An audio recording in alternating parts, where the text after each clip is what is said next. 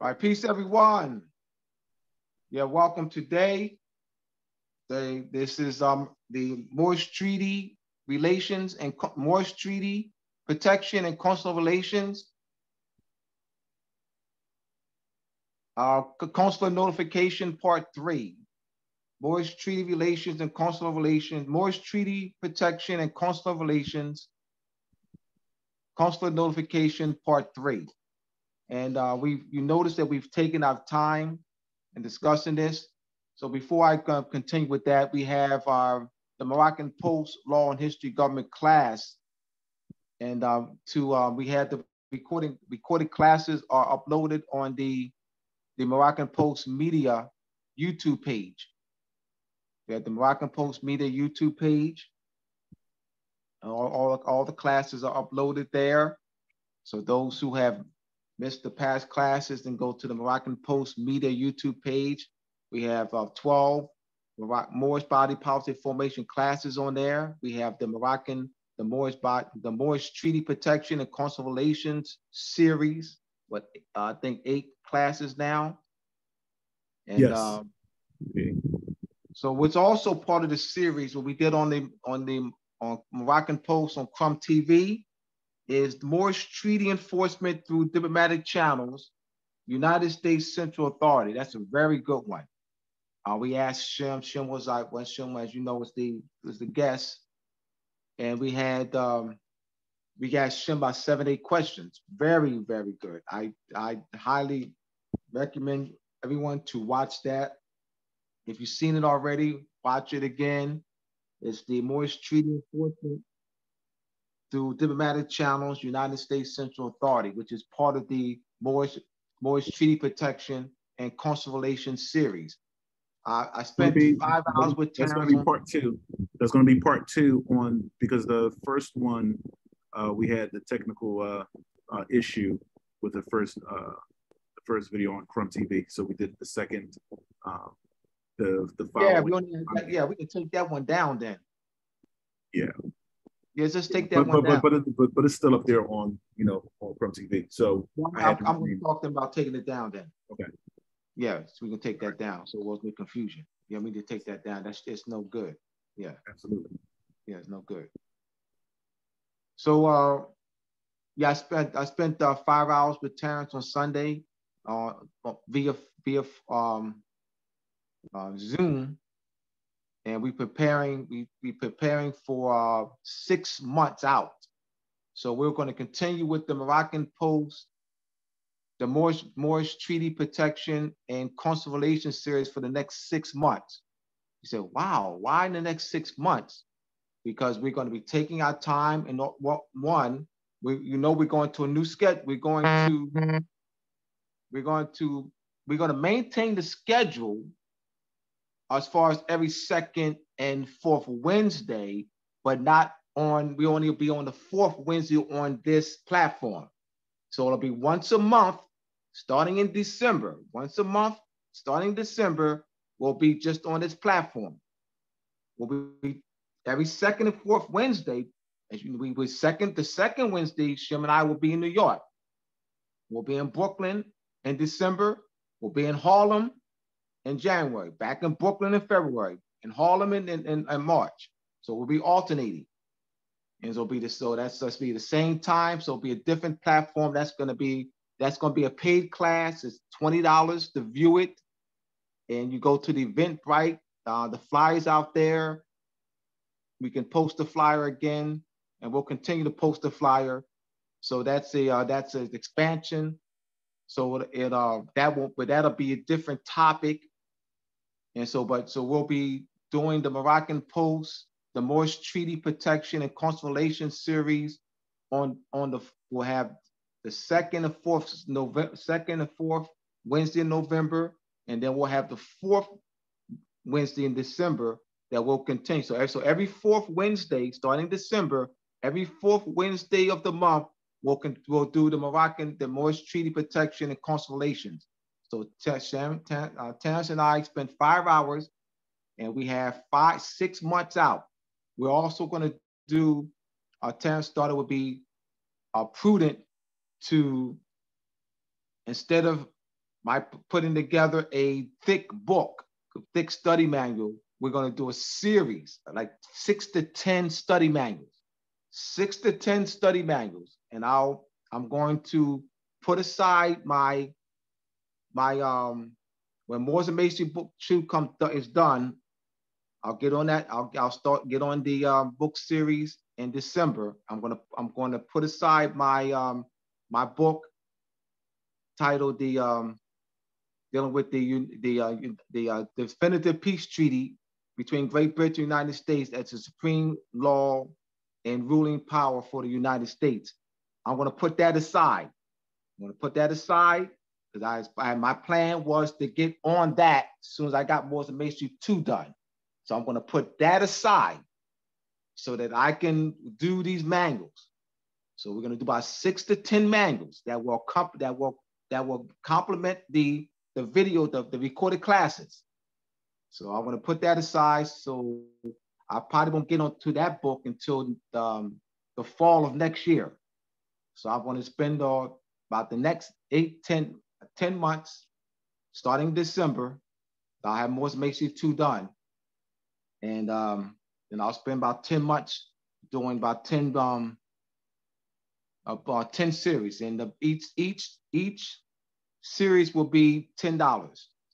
So we're gonna do it in chunks, small pieces, 20, 25 pages. And so that's gonna be so we're looking to have the first series done in maybe about March. All right, and before then. Because it won't take us long, because it's like I said, it's material from the classes and stuff. So that'll be, so that thanks, and that'd be very good that we have that. All right. Another announcement you see up there, my books, Moors and Masonry. Go to moorsandmasonry.org for Moors and Masonry Part 1, the Masonic Compass Square and the connection of measurement and timekeeping, the Illuminati and illumination of the mind, how our Venus and moon rule, etymology and vocabulary. Etymology, vocabulary is something that you want, and you can pre-order Moors and Masonry Part 2. Moors and Masonry Part 2 on pre-order, coming your way soon. Coming way soon. I'm very excited about our venture in New York. I did talk to Kay Shaka today, and we've been talking, but actually for I think past 3 days. And we're going to assist in expanding. He's in Harlem. He's born and raised in Harlem. He lives there. He has the juice bar. That's the venue for the Harlem venues. Their juice bar. And we'll be there in February. We'll be there in January. So we're going to extend the distribution 40 block radius. Going to do a 40 block radius distribution in Harlem. We're going to set up liaisons, and this will be duplicated all over the country. So we're going to 40 block radius. And so he's already has connections. He's, like I said, he's already there. He's a fixture there. All right. So we're very, very serious about really expanding this. And hence the importance of our doing the study manuals and really taking our time with this. All right, so once again, go to the Moroccan Post Media YouTube page. That when Shem is done, we have one of our own Sheen. Sheen's gonna making a presentation at 9 o'clock. So when Shem is done, maybe over 9:15, Shem's there for another additional 15 minutes, and then Sheen will take over, and he will make his presentation that he did at his job. Sheen did a presentation at his job Friday of last week, and he'll give that presentation to us today, right? Yeah, the brother's been working. He's been on it. All right, so without further ado, did I miss anything, Terrence? No, I think you got everything. All right, so without further ado, all right, so let's get it. So Shem, we're gonna start. You have the questions up there, Terrence? You have I don't see it. Coming up right away, hold on. All right.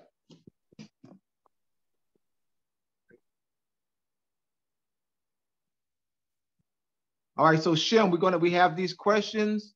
This is from one of the this is from the consular notification. Is this from the consular notification manual, T? This is from the. You gotta let them know. But you know what? Show that first. Yeah, show that first, T. Show that so that people where we have, we can always show the source first. All right. This is the source. United States Department of State, consular notification and access. All right. And there are a series of questions that we're going to read and Shem's going to answer. All right. So this is a United States Department of State, the consular notification and access. All right. Fifth edition.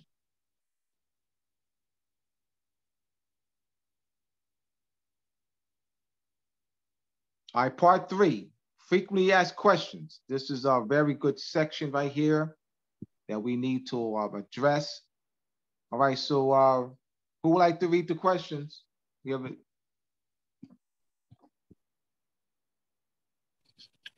I'll read. Consular officers. What is a consular officer?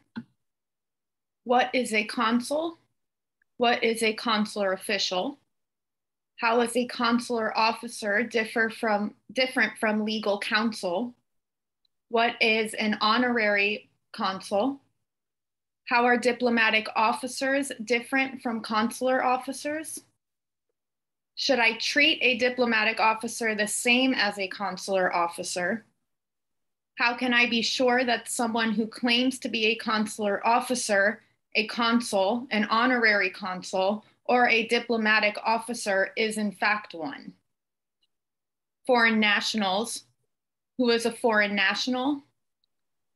Is a foreign national the same as an alien? Are citizenship and nationality the same thing? Is a person with a green card, a lawful permanent resident, considered a foreign national? But since green card holders are living in the United States permanently, why can't I ignore consular notification requirements for them? Are the rules different for Polish nationals? Do I have to ask everyone I arrest or detain whether he or she is a foreign national? Short of asking all detainees about their nationality, how might I know that someone is a foreign national? Are foreign nationals required to carry identity documents that indicate their nationality? Do consular notification procedures have to be followed if I can't verify a detainee's nationality through documentation? Should I ask persons I arrest whether they are in the United States legally? Should I treat undocumented and illegal aliens different than aliens lawfully present in the United States? What about dual nationals? Which officials are responsible for providing consular notification to foreign consular officers? Who is actually responsible for making the necessary notifications to the individual or consular officer? Who is responsible for notifying the consular officers of arrests and detentions? What is the responsibility of prosecutors for notifying consular officers of arrests and detentions?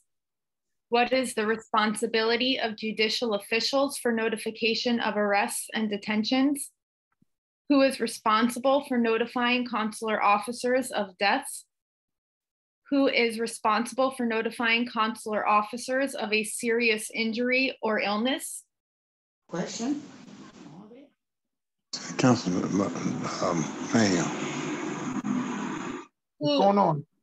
Who is responsible for notifying consular officers of appointments of guardians?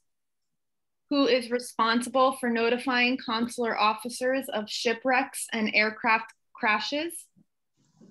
Why are state and local government officials expected to provide such notification? All right, Shem, before you answer the first question, all right, I want to set the tone with this discussion on Miranda versus Arizona, or Miranda versus Arizona, the Miranda rights, or rights to consular notification and the protection of Moorish treaty, Moorish sovereignty, Moorish flag. So are Moors subject? So that's what I want you to explain the difference, Shem. Let's talk about, because this is to set the tone. They say you have a right. They'll read the Miranda. You have the Miranda rights are read. What should be done? Well, that decision was made by the highest court of all the states, based on the treaty between all states called the United States Constitution. Now, when the Supreme Court made a decision, they made it based on that treaty between all the states, the compact treaty that they signed. Hold on, Shem. You talking about Miranda or? Yeah, I'm talking about United States Miranda. I'm doing Miranda right now. All right, yes. I'm going to explain the jurisdiction that only flies in the jurisdiction of the United States. Yes. The compact agreement between all the states, a United States Constitution. That's what it's made upon. The treaty, that's a treaty. The Constitution is a treaty between all the states. The United States Supreme Court. Hold on, Shem. That's why I stopped you, because you didn't say that. You said treaty. You have to say treaty between, because we don't, this is very clear. It's important that we articulate and clear that it's a treaty among the 13 states. Yes. That's what we have to say. We have to always say that. A treaty among the 13 states, as opposed to just saying simply treaty. Right. The treaty between the 13 states among themselves when they formed the Constitution. The Supreme Court is the high court to make policy. Like you got the CFR, you got the Supreme Court, it's called the rules of the court, the policy, the regulations of the courts. So they hand down a standard for all the courts, all law enforcement officers of the states to follow, to make sure that the people, the citizens of the state and United States citizens, are protected by that treaty between the state, which is the Constitution of the United States of America. That's very important. Hold on, Shem. Let me provide clarity. The reason why Shem is saying it's a treaty, all right, because I want to provide clarity. Article 2 of the Articles of Confederation.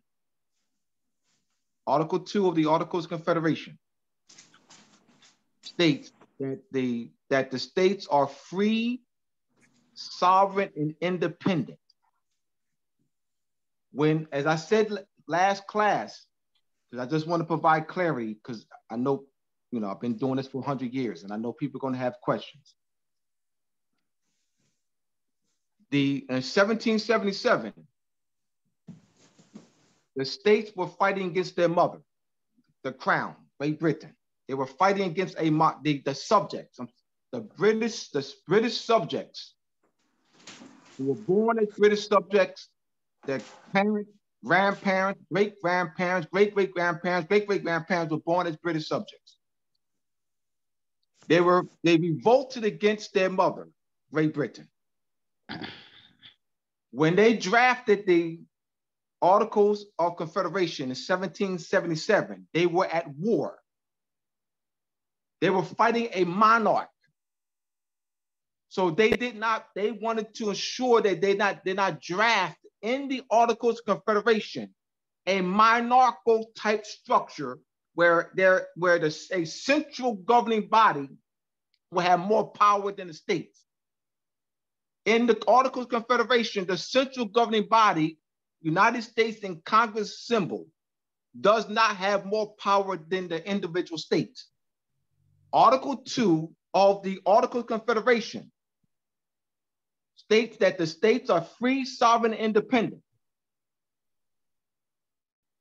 So this is where Shem is saying that the Constitution, because what the issue was, as I said 2 weeks ago, that Articles of Confederation did not work now at that time when the Treaty of Peace and Friendship, when the definitive peace treaty between Great Britain and United States was signed in September of 1783. that Articles of Confederation was not an instrument that was no longer effective because the states were violating. They were violating the treaty. Remember, there was no treaty issue in 1777 when the Articles of Confederation was drafted. They were at war with their mother. But now when the treaty is signed and then ratified in January 14, 1784, now you have an issue here. Now what do? The states are poking their chest out. But they can't any longer because you gotta adhere to that treaty now. Otherwise, you're gonna what? Set up another war. So John Alexander Hamilton and James Madison led the way, who were highly educated scholars on international law. James Madison represented 60 Tory cases. The Tories were the loyalists who stayed on side of the crown. And he was on the other side, he's a lawyer, he's want to make finance. He represented very wealthy loyalists who, loyalists stood great to the crown. So he and James Madison were highly educated in international law. And they were the two that led the way to 1787, the Constitutional Convention, so that they can avert another war. So the states surrendered. The states relinquished their sovereign. The Article 2 of the Articles of Confederation was the major issue that had to be addressed. The states relinquished that. So Article 6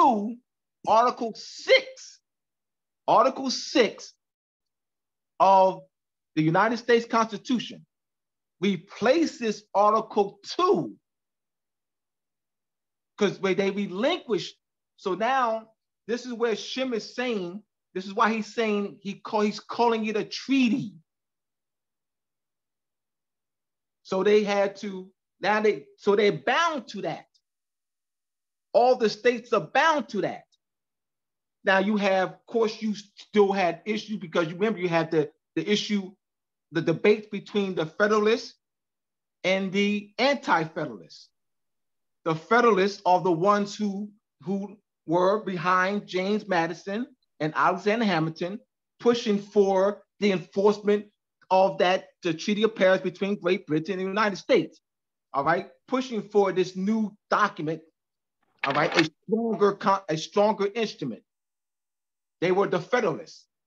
The James Madison and Alexander Hamilton were the writers of the Federalist Papers, as well as Thomas Jefferson. Now, the Anti-Federalists wanted to maintain the enforcement of the Articles of Confederation. They wanted to maintain their independency, that they control. They didn't want to give up that control, their independency. Now, the Scottish Rights Order, and the Ku Klux Klan represent the Anti-Federalists. The Anti-Federalists. The Ku Klux Klan are the Anti-Federalists. They're the Anti-Federalists. So you still had this lingering issue going on. All right. So I just wanted to provide that, so that because we got to provide clarity, all right, on why Shem is saying treaty among the states. Go ahead, Shem. Okay, thank you, Professor. Let me further what Professor say. See, we have to understand when the revolt rise up against their mother, the colonists. Remember, Great Britain was in the war with France. So what happened was the new states organizations that rose up against the crown, they want to be separate. They want to be free and separate, self-determined among themselves as free states. Now, the only problem, they had no political jurisdiction power. They mean no land. They had no survey, no territory, nothing. So how you run a political government when the only sovereign powers here, principle, is Great Britain, Spain, and France, Portuguese, Dutch? They have absolutely no territory. Before any jurisdiction. Hold on, Shem. Let's provide clarity. When Shem says the only legitimate sovereign power is the Moroccan Empire, he's talking the occupying sovereigns. So the occupying sovereigns, France, Spain, Portugal, Sweden, the Netherlands, occupying sovereigns. Yes. But the sovereigns of the land is the Moroccan Empire. Well, we are the hostess, the hosting nation. Yeah. So, but they're occupying sovereigns. Right, the occupying sovereigns. The crowns are the ones, the actions, the receiving, they come on our land. But they are the principal sovereigns that Morocco allows to exercise a political dominion in Morocco. The states, the new foreign states, the rebels, could not have any territory to do self-determined on, no territory. They absolutely no treaties, no territory. So what they did was among themselves. Now, this is very important. When the Constitution was written, it was written by the esquires under order of the Lord Proprietors. That's we the people. The Lord Proprietors are we the people. Now, can you explain that to me, Shem? I'm explaining to you. When the Constitution was written, you know in the Constitution, it reflects the same authority that the Lord Proprietors had. They delegate their authority to a Congress, a central Congress. It said all inherent rights should be in the legislature of the United States. Once that inherent right is there, that means that the new form, we say United States, that means all the states assembling, the representatives come together, sign an agreement to be bound by one central Congress. Now, where that come from? Common law, British common law. Under British common law, the Lord Proprietors elected the parliament, they elected the governor and the judges. Sometimes Lord Proprietors became the governor or the commission or the legislature themselves. So the Constitution is still under control of Great Britain because it was written by the esquires and we the people. That's not a common albions.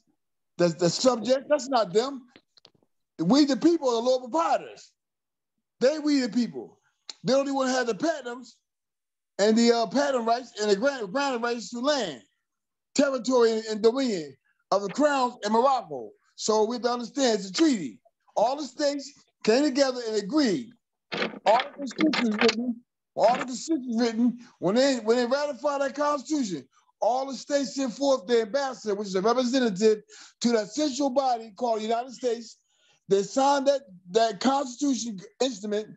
It became international. We mean international, Shem. It was separate from all the other states. Once they signed it, they could sit and ratify it. They gave up their sovereignty to that one national government. Their inherent power was in the legislature of the one government. And what that one government legislate is binding all the states collectively as one self-determined body, community. That's it. Very important. Any questions? Before we go further. Now you see why we have to do this? We have to do this. You know, we just can't continue to go on. This is very important because of the misconceptions that were taught by, indoctrinated by the Europeans, and also misconceptions taught by conscious Moors. So we got misconceptions taught by us, by Europeans, and so misconceptions taught by conscious Moors, right? So we have to take our time and make sure every T is crossed, our I is dotted, all right? So we have the periods there at the end of the sentence, all right? So any questions before we go on? Did I turn that on? No questions, Shem. Continue. Yes. Now, this is very important.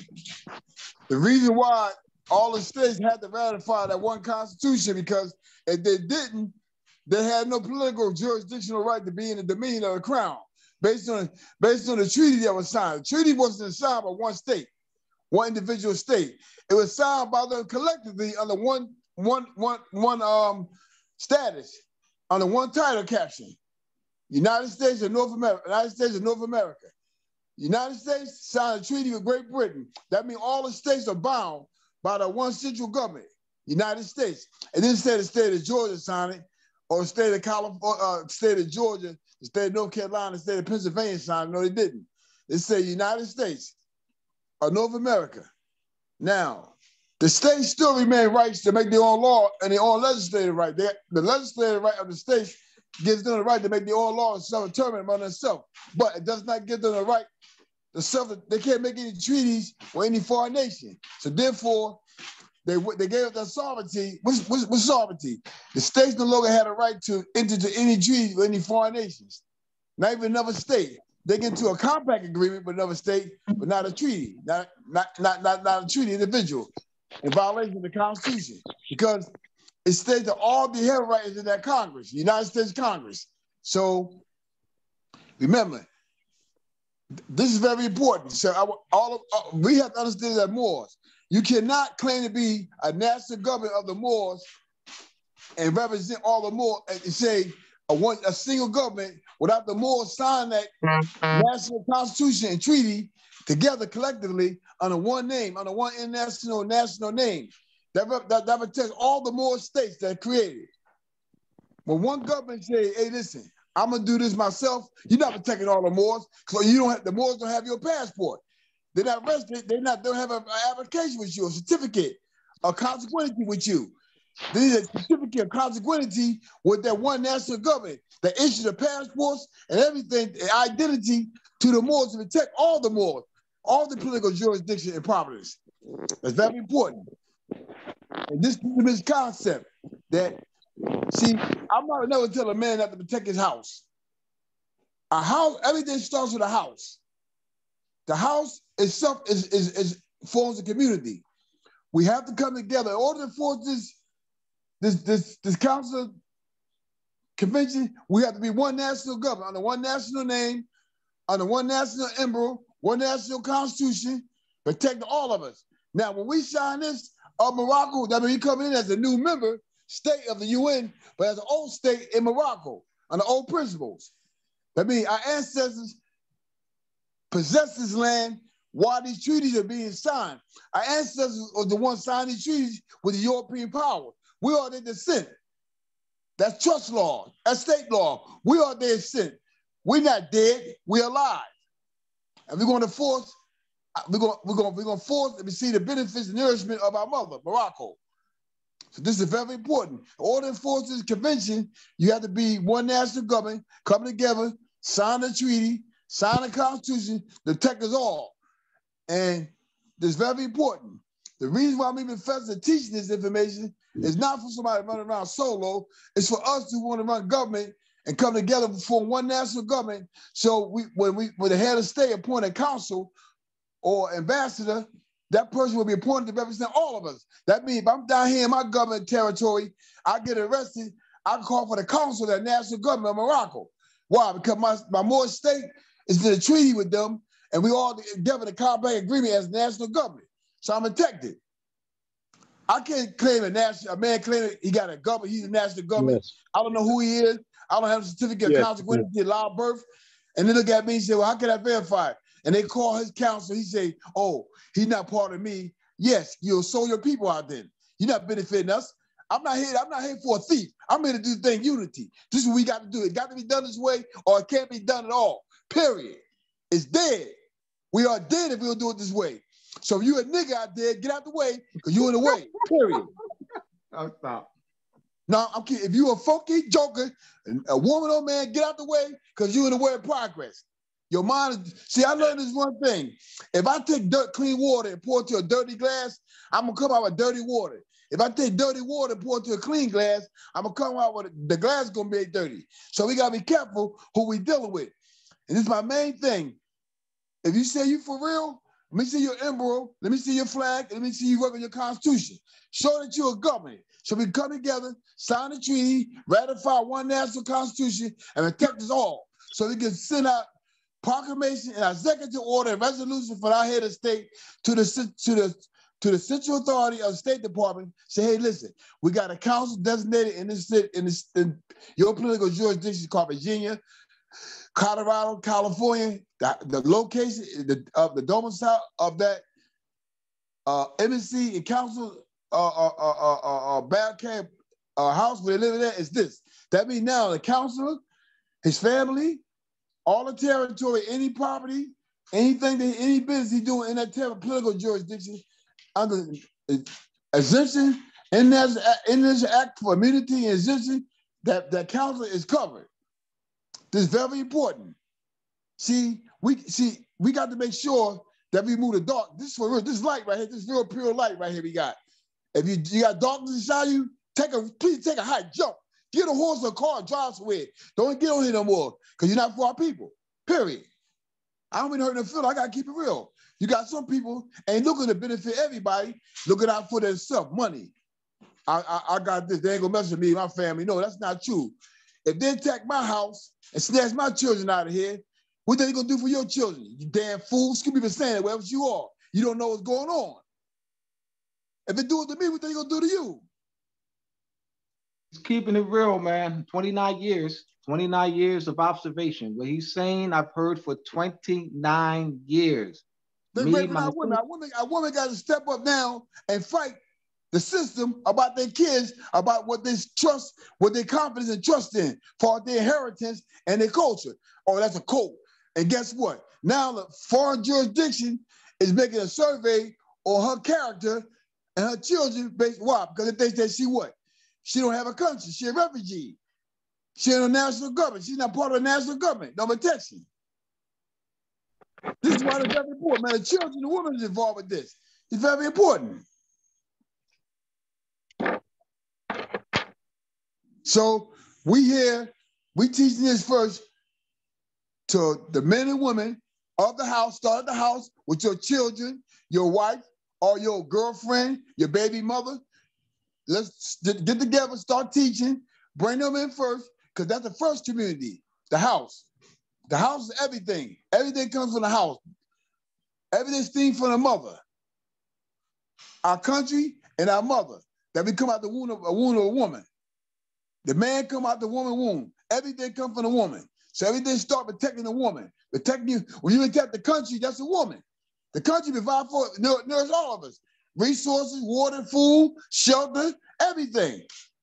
Now let us take our heritage right. Protect the country.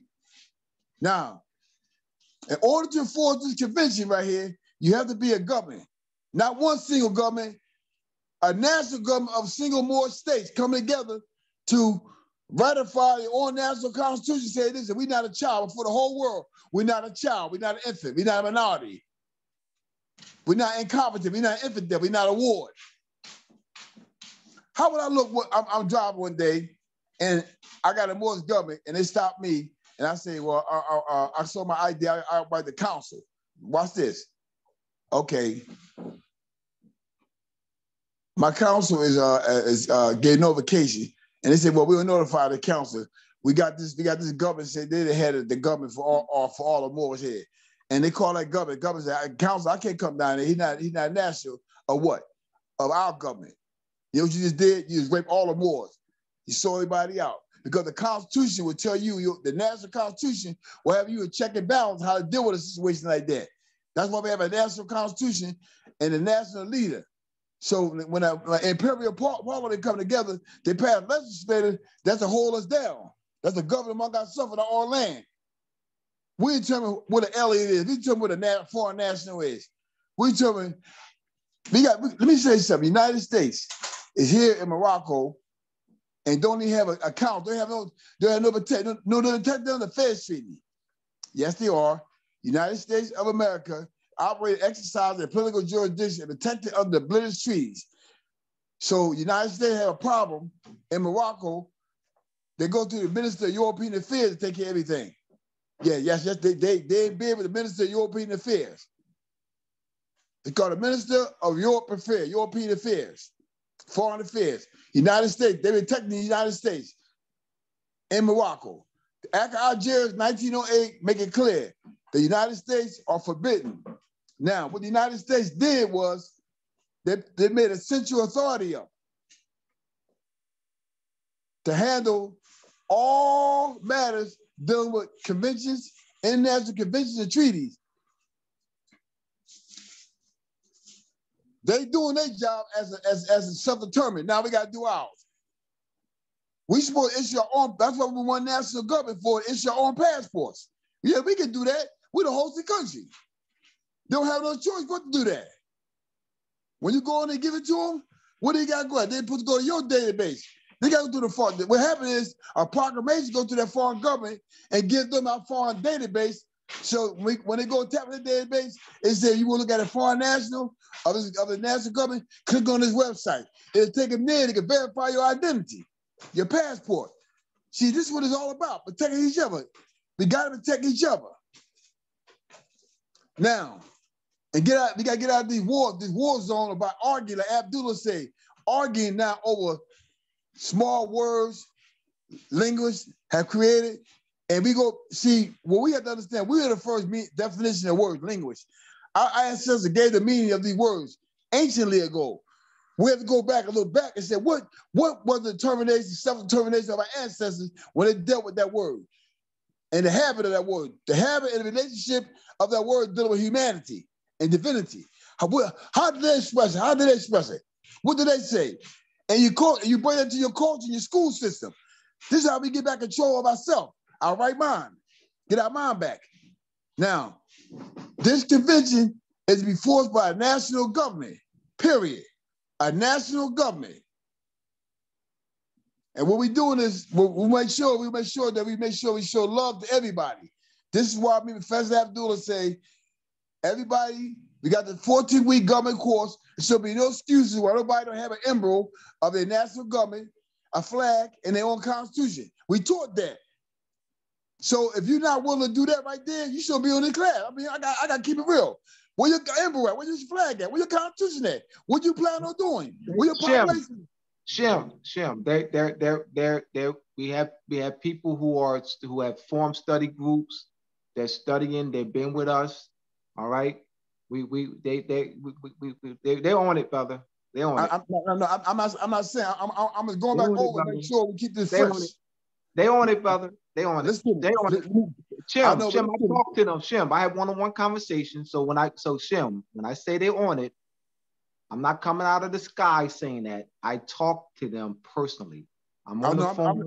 I'm just being frank. I'm going to teach them. I'm teaching right now.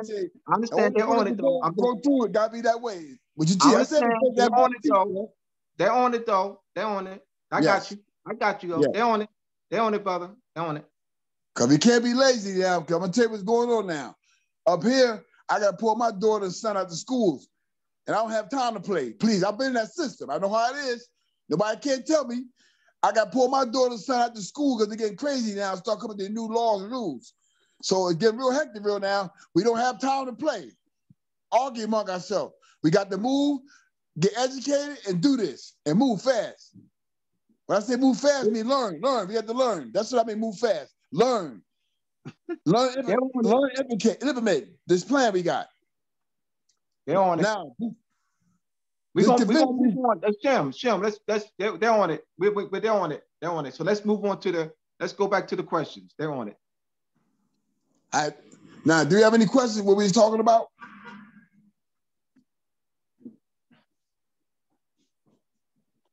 On this convention. The question is, how can we force this convention? It should be a question that says, Shem, how can we force this convention in a proper manner? That should be the question. And a question.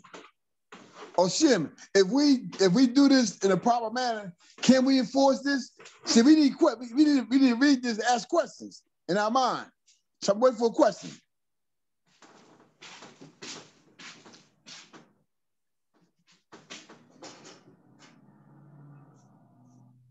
Any questions, anyone?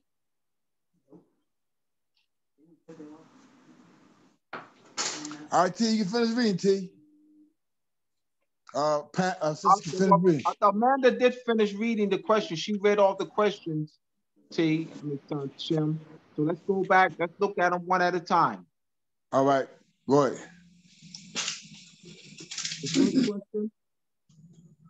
The first question is, who is actually under consular officers, what is a consular officer? Okay, let me answer that. A consular officer is an international judicial officer that's appointed to handle disputes in all civil and criminal matters between foreign nations that's in a treaty with each other. That means that the counselor have power to hear, adjudicate, and render a decision in that matter. Have exclusive jurisdiction over that matter. That means no domestic government have they courts or any officers of the domestic government that's not in that treaty and that was not signed and ratified by each government has no authority to hear that matter. Period. Only what the treaties say. Right. All right.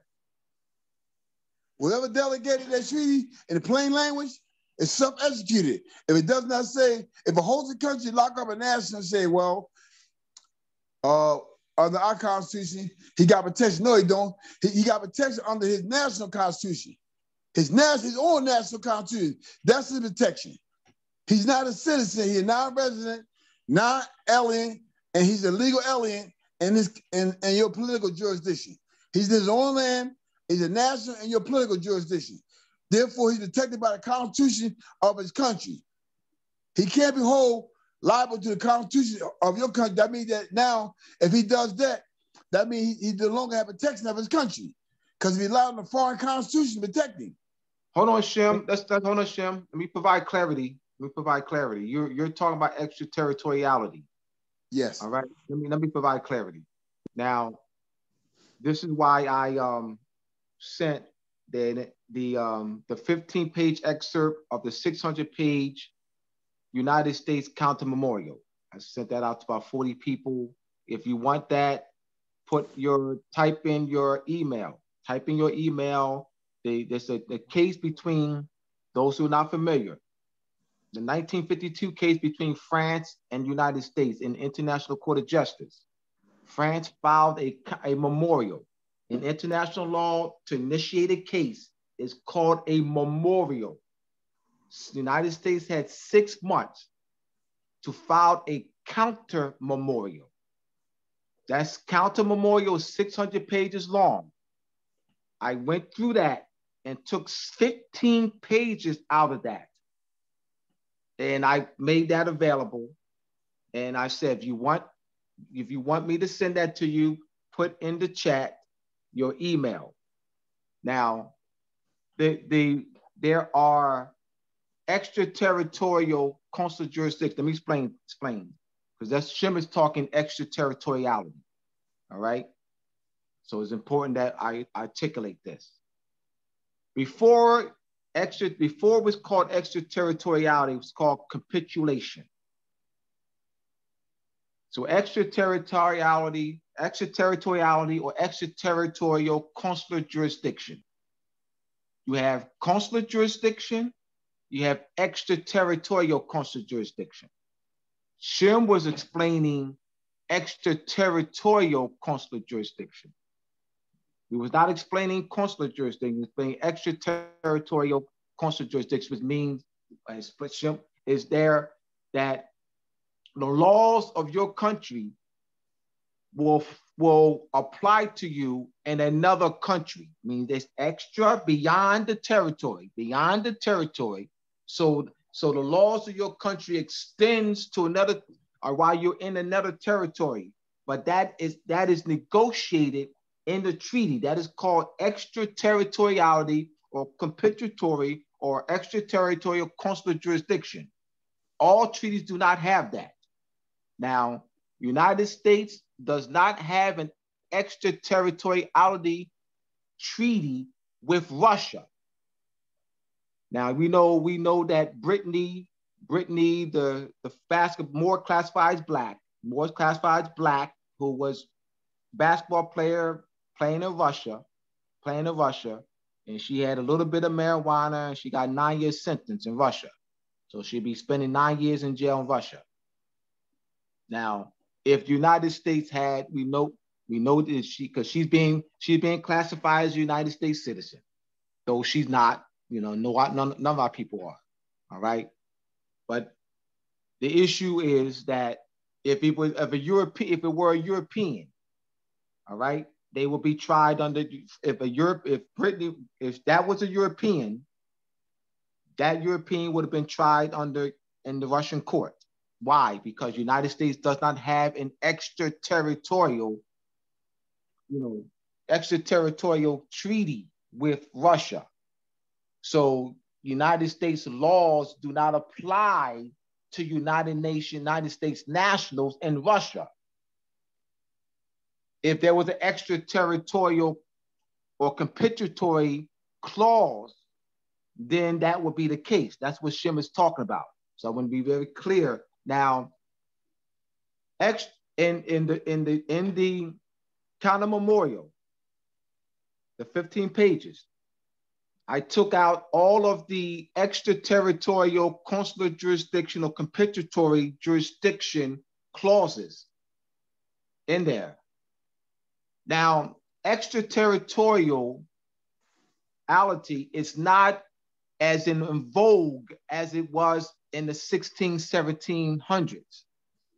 So there are very few treaties today that have extraterritorial clauses. But that was the case then. So in the one of the paragraphs in the counter memorial, that United States counter memorial that I can send you, and those people who already have it, Sister Nana has been reading it, and others, you see that there's a paragraph that have a listing of books and showing that extraterritoriality goes back 2,000, 3,000, 4,000 years. So you have the extraterritorial consular jurisdiction, which means that the consul has both criminal and civil jurisdiction. Consul would have both civil and criminal power over those issues. But if it's just a consular jurisdiction, it's only civil. It's only civil. All right. So though there are consuls here, there are consulates. All right. You have the Russian consulate. You have the Italian consulate. All right. They're not extraterritorial. So they don't have those consuls that are here on Moorish land that is operating, that have consulates. They're not operating. They don't have the power that Shem is explaining today. They don't have because it's not extraterritorial. Not extraterritorial. So that was the issue. So I wanted to, because Shem is expressing Moorish treaties. He's expressing the 1856 treaty between Great Britain and Morocco.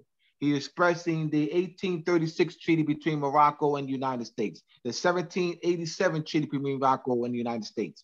All right, that has the extraterritorial consular jurisdiction. So that does not apply. The extraterritorial consular jurisdiction would not apply to Chinese here, Russians here, Italians here. All right, because the United States did not negotiate an extraterritoriality consular jurisdiction clause with those nation states. All right, but Shem is talking about our issue, our situation, and that these are treaties going back to the 250 years. So the extraterritorial consular jurisdiction does apply to us. We can enforce that. All right, so I'll make it very clear that the nationals are here, don't apply to them. That's not an issue for them to raise because the United States did not negotiate that with them. All right, that applies to us and in dealing with the United States because of the old treaties. I just want to articulate with clarity. All right. Any questions on what I said?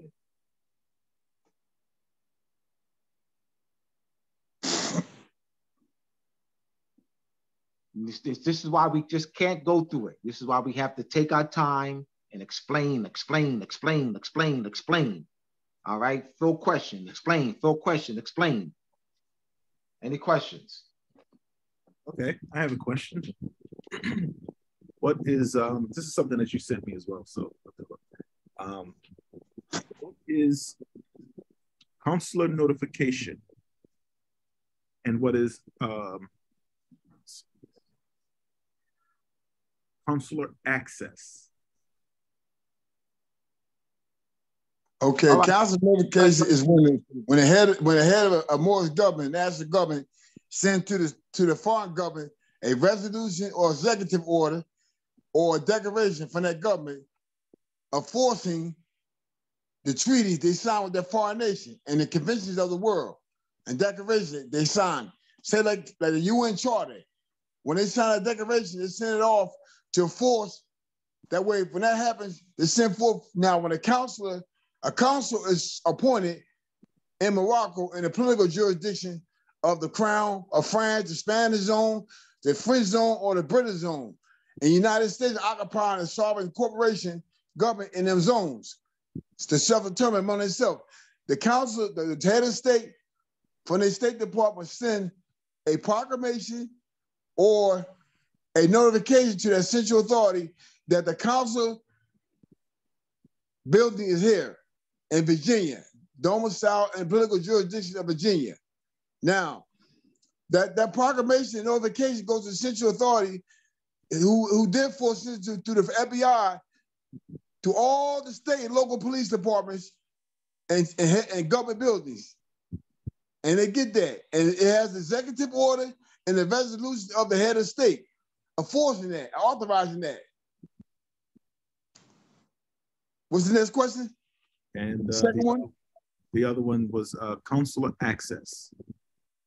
Consular access means the moment that the consul is there, the consul is the only representative based on a treaty that can protect and enforce the rights to protect that national and that political jurisdiction. The consul would notify the state or United States to the State Department that Morocco have exclusive jurisdiction based on what? Based on a treaty with the sovereign power, which is the crown, and the British Dominion, British Rim. United States is in the British Dominion and the French zone and the Spanish zone. Yes, it is. United States entered a treaty with France and Spain because they helped the United States fight that war against Great Britain. Yes, they did. And they also entered an agreement with Spain not too long ago. So there's a lot of stuff going on here that we're going to learn as we go along. What happened is United States is being protected under European law. So United States, through the central authority, don't have the exclusive jurisdiction in the British Dominion. One would say, what do you mean, Shem? When they signed a treaty with Great Britain in 1783 and ratified that treaty, they went back into the British zone, Dominion. They don't have no title. United States had title or nothing. They wasn't granted nothing. They wasn't given no patents. The patents given to the Lord proprietors. The Lord proprietors stepped to the side based on the advice of the Crown and the Privacy Council to allow them to self-determine to go back into the British colonies. The British colonies already drawn up, surveyed. It was already surveyed. United States went back in there to form a corporation, a corporate government for their people, an organization, a political organization to self-determine among themselves. So therefore, by going back into the British Dominion and the French zone and Spanish zone, therefore, they are not considered as a hosting state or receiving state. They consider as under Great Britain. So the Treaty of Great Britain with Morocco will supersede their treaty. The Treaty of Fez will supersede the treaty in 1787 and 1736. Yes, because the Council and the Fez Treaty, yes, the Moorish emperor succeeded his authority to Great Britain, as France, as a protector in Morocco. That's what French say, we are the protectors. Because read the Fez Treaty, the Emperor of Morocco ceded his seat of authority to the crown, the French Republic. That's in the treaty. So that was never done with the United States. So the United States is not a conquest sovereign. United States is a sovereign by treaty of Great Britain. So when the council litigated the case, the council said, well, you in the British zone. We have to go by the treaty with Great Britain. Great Britain said that the council got jurisdiction to decide, exclusive jurisdiction to make the decision on the matter. And the civil and criminal exclusive jurisdiction means that the council steps in or the Mukti steps in and have a final decision. That means you base that on Moorish law. Wherever that wherever that Moorish government law is, to take that national, that's the law it is. Whatever decision he makes, it cannot be appealed to a foreign court. They don't have no jurisdiction over the matter. IT, next. All right. So I just wanted to share, I mean, I couldn't expect anything less when I asked Shem those questions because there was a document that, in fact, a website that I'll share with you guys. Let's see here. You know, Shem really opened it up from what I was actually reading. So, stop by here. So when I asked about the consular notification, when foreign nationals are arrested or detained, they must be advised of their right to have the closest consulate or the embassy notified. In some cases, the closest consulate or the embassy must be notified, regardless of the foreign national wishes. This is called consular notification. Shem went all the way into this right here mentions nothing of treaties or anything, but this is, you know, what it's dealing with, treaties and, you know, and everything like that. In fact, Shem also went into sovereignty, you know, within his question embodied in his answer. And then the consular access. Foreign government officials are entitled to communicate with and visit their nationals in U.S. jails and prisons to check on their well-being. They may, for example, help contact family, ensure medical care and proper nutrition, or provide reading materials. This is called consular access. So, so I just wanted, in fact, this website here that, you know, I was kind of looking through, you know, it also shows the, you know, the consular notification flow chart and everything. So if you guys want this, you know, I'll also put that in the chat. But this is, you know, some good study material. I just wanted to bring that up here. But thanks, Shem. Yes, it's very important because, see, what's going on now is that nobody's really telling the real meat of it. The real meat of it is that the consul is not just there to take orders. No, he gives orders. That's number one. The council of the hosting state, country, nation. See, this is very important. The act to protect Morocco. Every nation that signed the act to protect Morocco, you need to protect the Moors, period. The council's job is to make sure the Moors are protected. How's that? The Moors cannot be tried by any foreign law. There's nothing in the treaty allowing a receiving nation state to bring a Moors and convict them under their law system. No, it's not like that. The council can't let that happen. He's a national. This is the laws that we enforce it as a hosting state. See, remember the receiving state and the hosting state. Morocco is not a receiving state. Morocco is not in a foreign land. Morocco can't be in America. America is a political jurisdiction, territory. It's not a land. It's a political jurisdiction of all the crown. Spain, France, Portuguese, Denmark, Ireland, Italy. Yes, it's a political jurisdiction where the Pope act as a what? Sultan. Yes, the Pope, yes. Whatever the Pope say goes. Sorry to say, they want to hear it. Yes, it does. Well, I got a question. Yes. My question is, you know, by this, are we saying, of course, we're saying this land is Morocco and America's a political subdivision, correct? Morocco is a corporation, a corporate organization enforcing self-determination in the British domain, the French zone, and the Spanish zone in Morocco. Okay, so if we're saying that, I mean, because I actually attempted to enforce consular jurisdiction in the past, right? And ironically, you know, in my case, because I had my my IDP and I had my international driver's permit, you know, so I enforced the consular jurisdiction, but now I was kind of confused when I was doing it. And I'll tell you my results, you know, but I was confused in the sense where I was going through it in my mind, trying to conceive it, right? Because I was like, well, if this is our land and we don't necessarily, huh? What you say? I was telling Abdullah, he mute, I can. He mute. You mute Abdullah, tell him Chance he mute. Oh, you I'm muted. I'm muted? No, Abdullah. He's saying something, he mute. Okay. Okay, go ahead, brother. Go ahead, brother. Yeah, what I was saying was I was kind of confused because in my mind I was trying to conceptualize the fact that if you know, of course this is our land, and then why would I have them calling the consulate on my behalf on my land when they supposed to have the consulate and they supposed to answer? Like, we wouldn't necessarily need a consulate. But I went on through with the whole thing, and the officer asked, he's like, so what consulate do you want me to call, right? And I said I had a Panama, so I was kind of like, I had the Panama IDP, and then he's like, you want me to call Panama? You want me to call Morocco? Which one?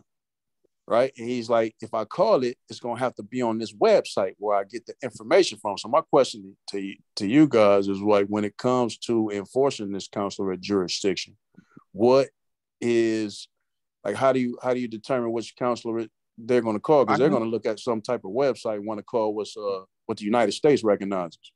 Let me address this. This is my land. Let me address that question. Let me address that. This is my land. They can't do this. This is my land type thing. And I have to do it on my land. Let me address that. Let me address that first.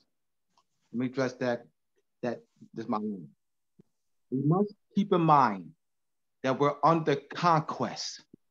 Right. Yes, yes, yes, yes, yes, yes, yes, 7 times that this is our land. We're under conquest. We got to keep that in mind. We got to, by saying that this is my land, they can't do whatever.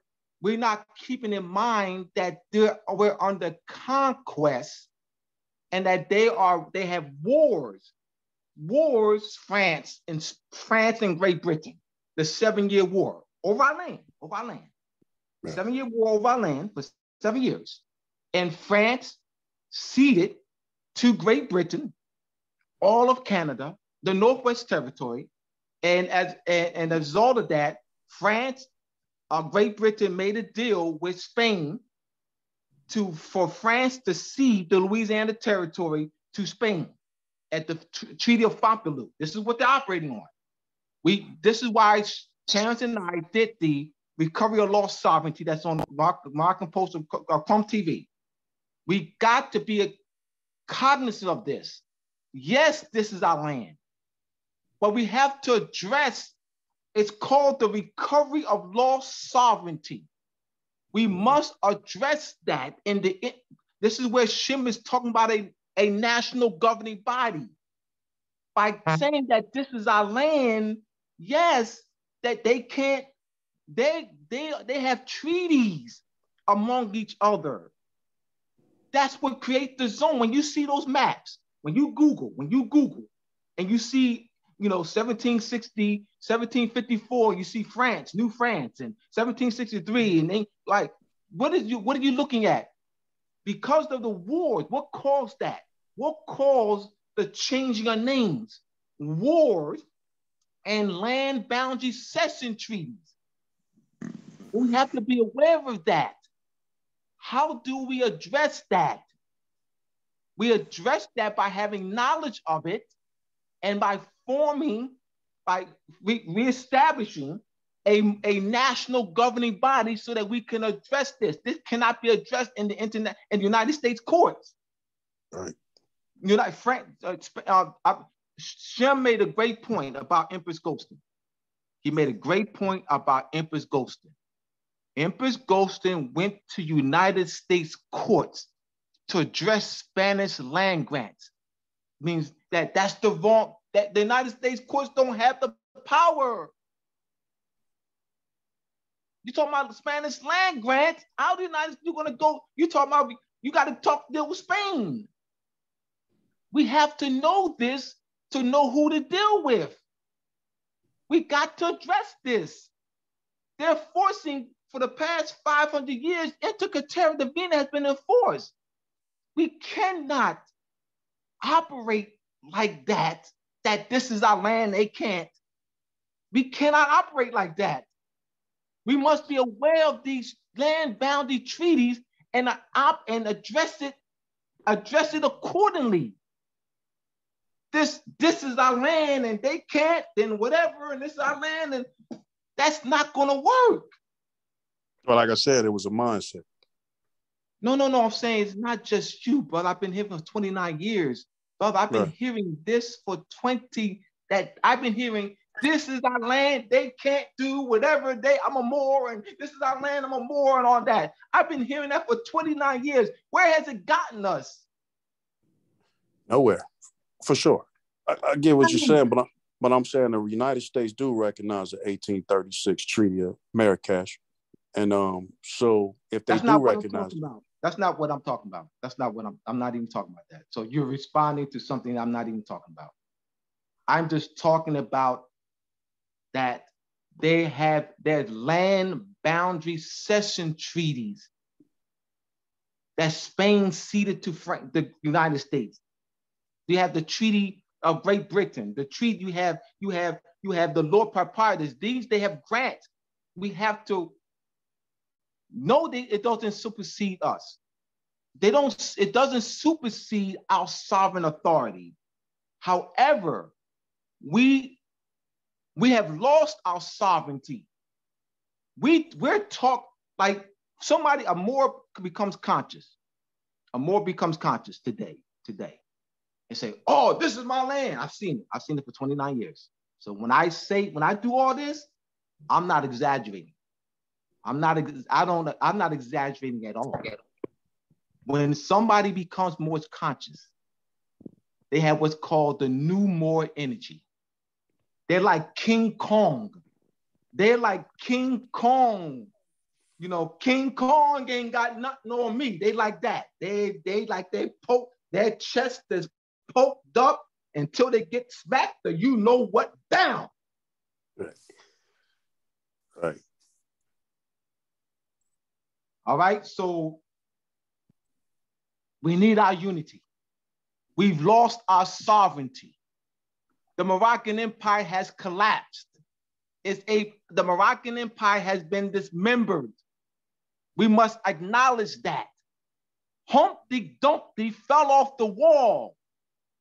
Humpty Dumpty's in different pieces. We must put Humpty Dumpty back together again. Putting Humpty Dumpty back together, an egg represents mother. An egg represents mother. The shattered egg represents this dismemberment of the Moroccan Empire. We must recover in international laws called the recovery of lost sovereignty. We must understand the state of our condition. The Moroccan Empire has been collapsed. We're talking as if it's been restored. It has not. You got these, that's what Shem is talking about. You got these Moors, 10 Moors, talking as if the Moroccan Empire has been restored and we recovered our lost sovereignty. That's misrepresentation. We must deal with the political realities dealing with the Moroccan Empire. She's in a hospital. Let's go get her. She's in a hospital. She's been in a coma for over 200 years. We must go to the hospital. It's called the recovery of lost sovereignty. Going to the hospital means that's organized in a national governing body. That's going to the hospital. And we must address Inter Terra Divina of the Pope Alexander VI papal decree of March 4th, 1493. We must address these land boundary cession treaties intellectually. This is our land. This is our land. They can't do this. That's not. That's children, man. That's for children. That's for children. So the second part of the question was, when you're dealing with that counselor situation, you know, when they're going to address whatever numbers that they have to contact a counselor, like how do you address that? Like, how do you address that? When they say, well, who do you want us to call? Where's your counselor? This is what we call. Brother, let me say this, brother. Shem made it very clear that we need to facilitate a national governing body. Okay, there you go. All right. I mean, you asking how do we? Exactly. He made it very clear about 5-6 times. We need to facilitate a national governing body. I know you wanted 100 years ago. I've been involved for 29 years, but I wanted 1,000 years ago. So I got something over you because you wanted 100 years ago. I wanted 1,000 years ago. All right? But I'm being practical. We must recover our lost Moorish sovereignty. There's a political process in which to do that. We've been dealing with misconceptions. We've been dealing with misconceptions from the Europeans. Europeans have taught our people misconceptions. Moors have taught our people misconceptions. So we got the misconceptions taught by Europeans. We got misconceptions taught by conscious Moors. We've been dealing with a lot of that.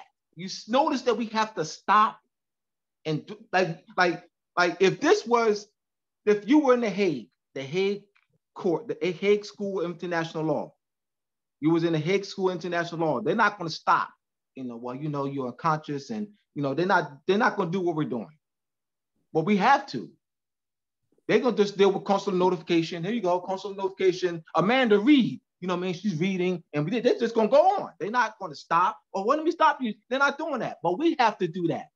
So this course is tailored to our people.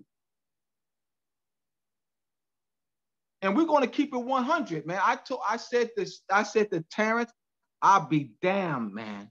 I said, Terrence, I would rather they leave, Terrence. I would rather they leave than to me give them some misrepresentation that we climb Mount Everest. I would rather them walk out the door like now. I'd rather them cut me off, go leave this Zoom class now. I'm not going to give no hype that we reached the Mount Everest. There's conscious Moors have done that. Yes, they have. Yeah. Conscious Moors out there that talk that BS that they reached Mount Everest. I'm not going to do that. I'd rather you click off this class right now. I'm not going to do that. I'm going to be up front. And guess what? When this class is over, I'm going to sleep well tonight. And he also tell every Moor that you got diplomatic immunity. Diplomatic immunity apply to government officers, not aliens or nationals of the government. Diplomatic immunity deal with a government official. Immunity deal with a national. Immunity means he protected based on a treaty and the laws of his country protects him.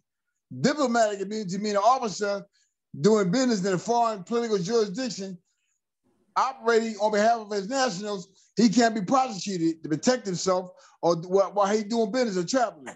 He got immunity. And he filed paperwork, talking, he got immunity. He can't be from arrested. His house, his officers were all appointed. That's diplomatic immunity. You hear Moors stop and say, well, I got my Moorish ID, I got diplomatic immunity. No, you don't. You're not a government officer. Who appointed you? You're not. So what happens if we've been misled? Islam. When that happens, they want to come out and prosecute you. See the misconceptions we got to address? That's why we just can't just flow right through this. We got to constantly address misconceptions taught by conscious Moors. Conscious Moors. Misconceptions taught by conscious Moors. Islam. Go ahead, man. You can keep reading. Go ahead. Islam. Yes, sir. More. Question? Appreciate you. Appreciate the question. I have a question. All right, go ahead. So for clarity purpose, I guess it's a two-part question. First part is it to be said that it has to be, when you say a national political organization established, are you saying that it has to be people, different organizations from all over America? Or are you saying that a political body that's formed in one specific area who has people functioning that's been elected to function, representing that one political body that could establish consular jurisdiction? And then if so, my second question would be, what is the correct procedure in establishing a functioning consular jurisdiction for that entity?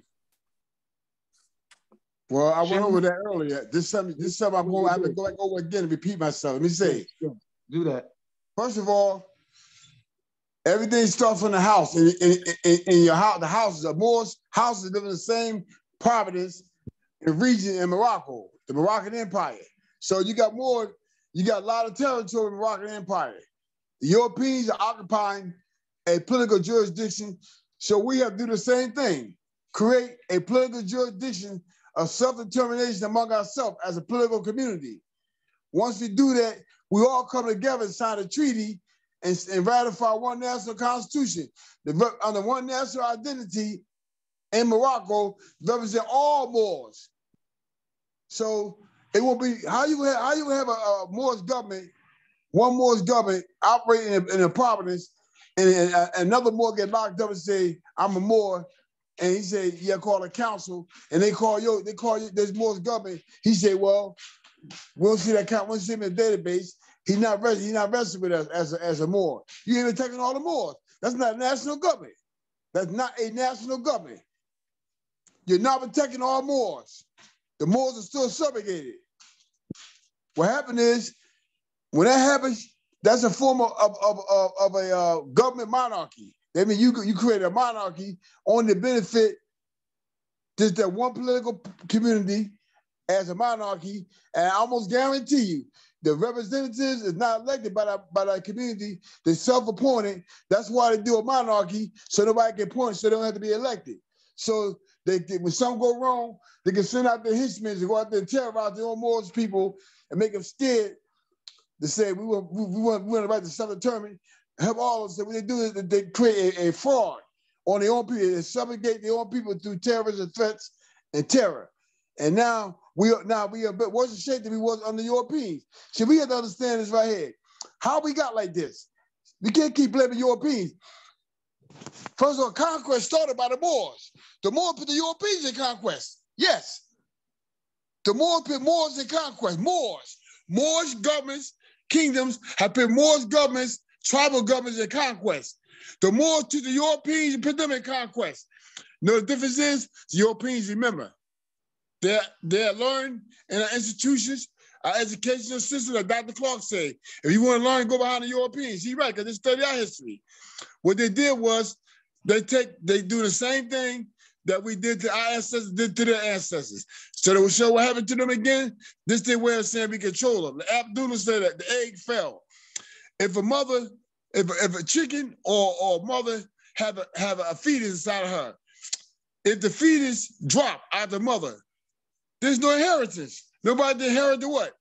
The estate. If a chicken drop an egg and bursts, the chicken can have another chick. So let me see what I mean. The inheritance can be passed down if the egg is cracked. It can't mature. So there can't be no maturity.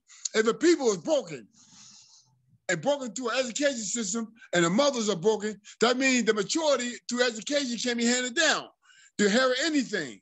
So this was important that we make a national government.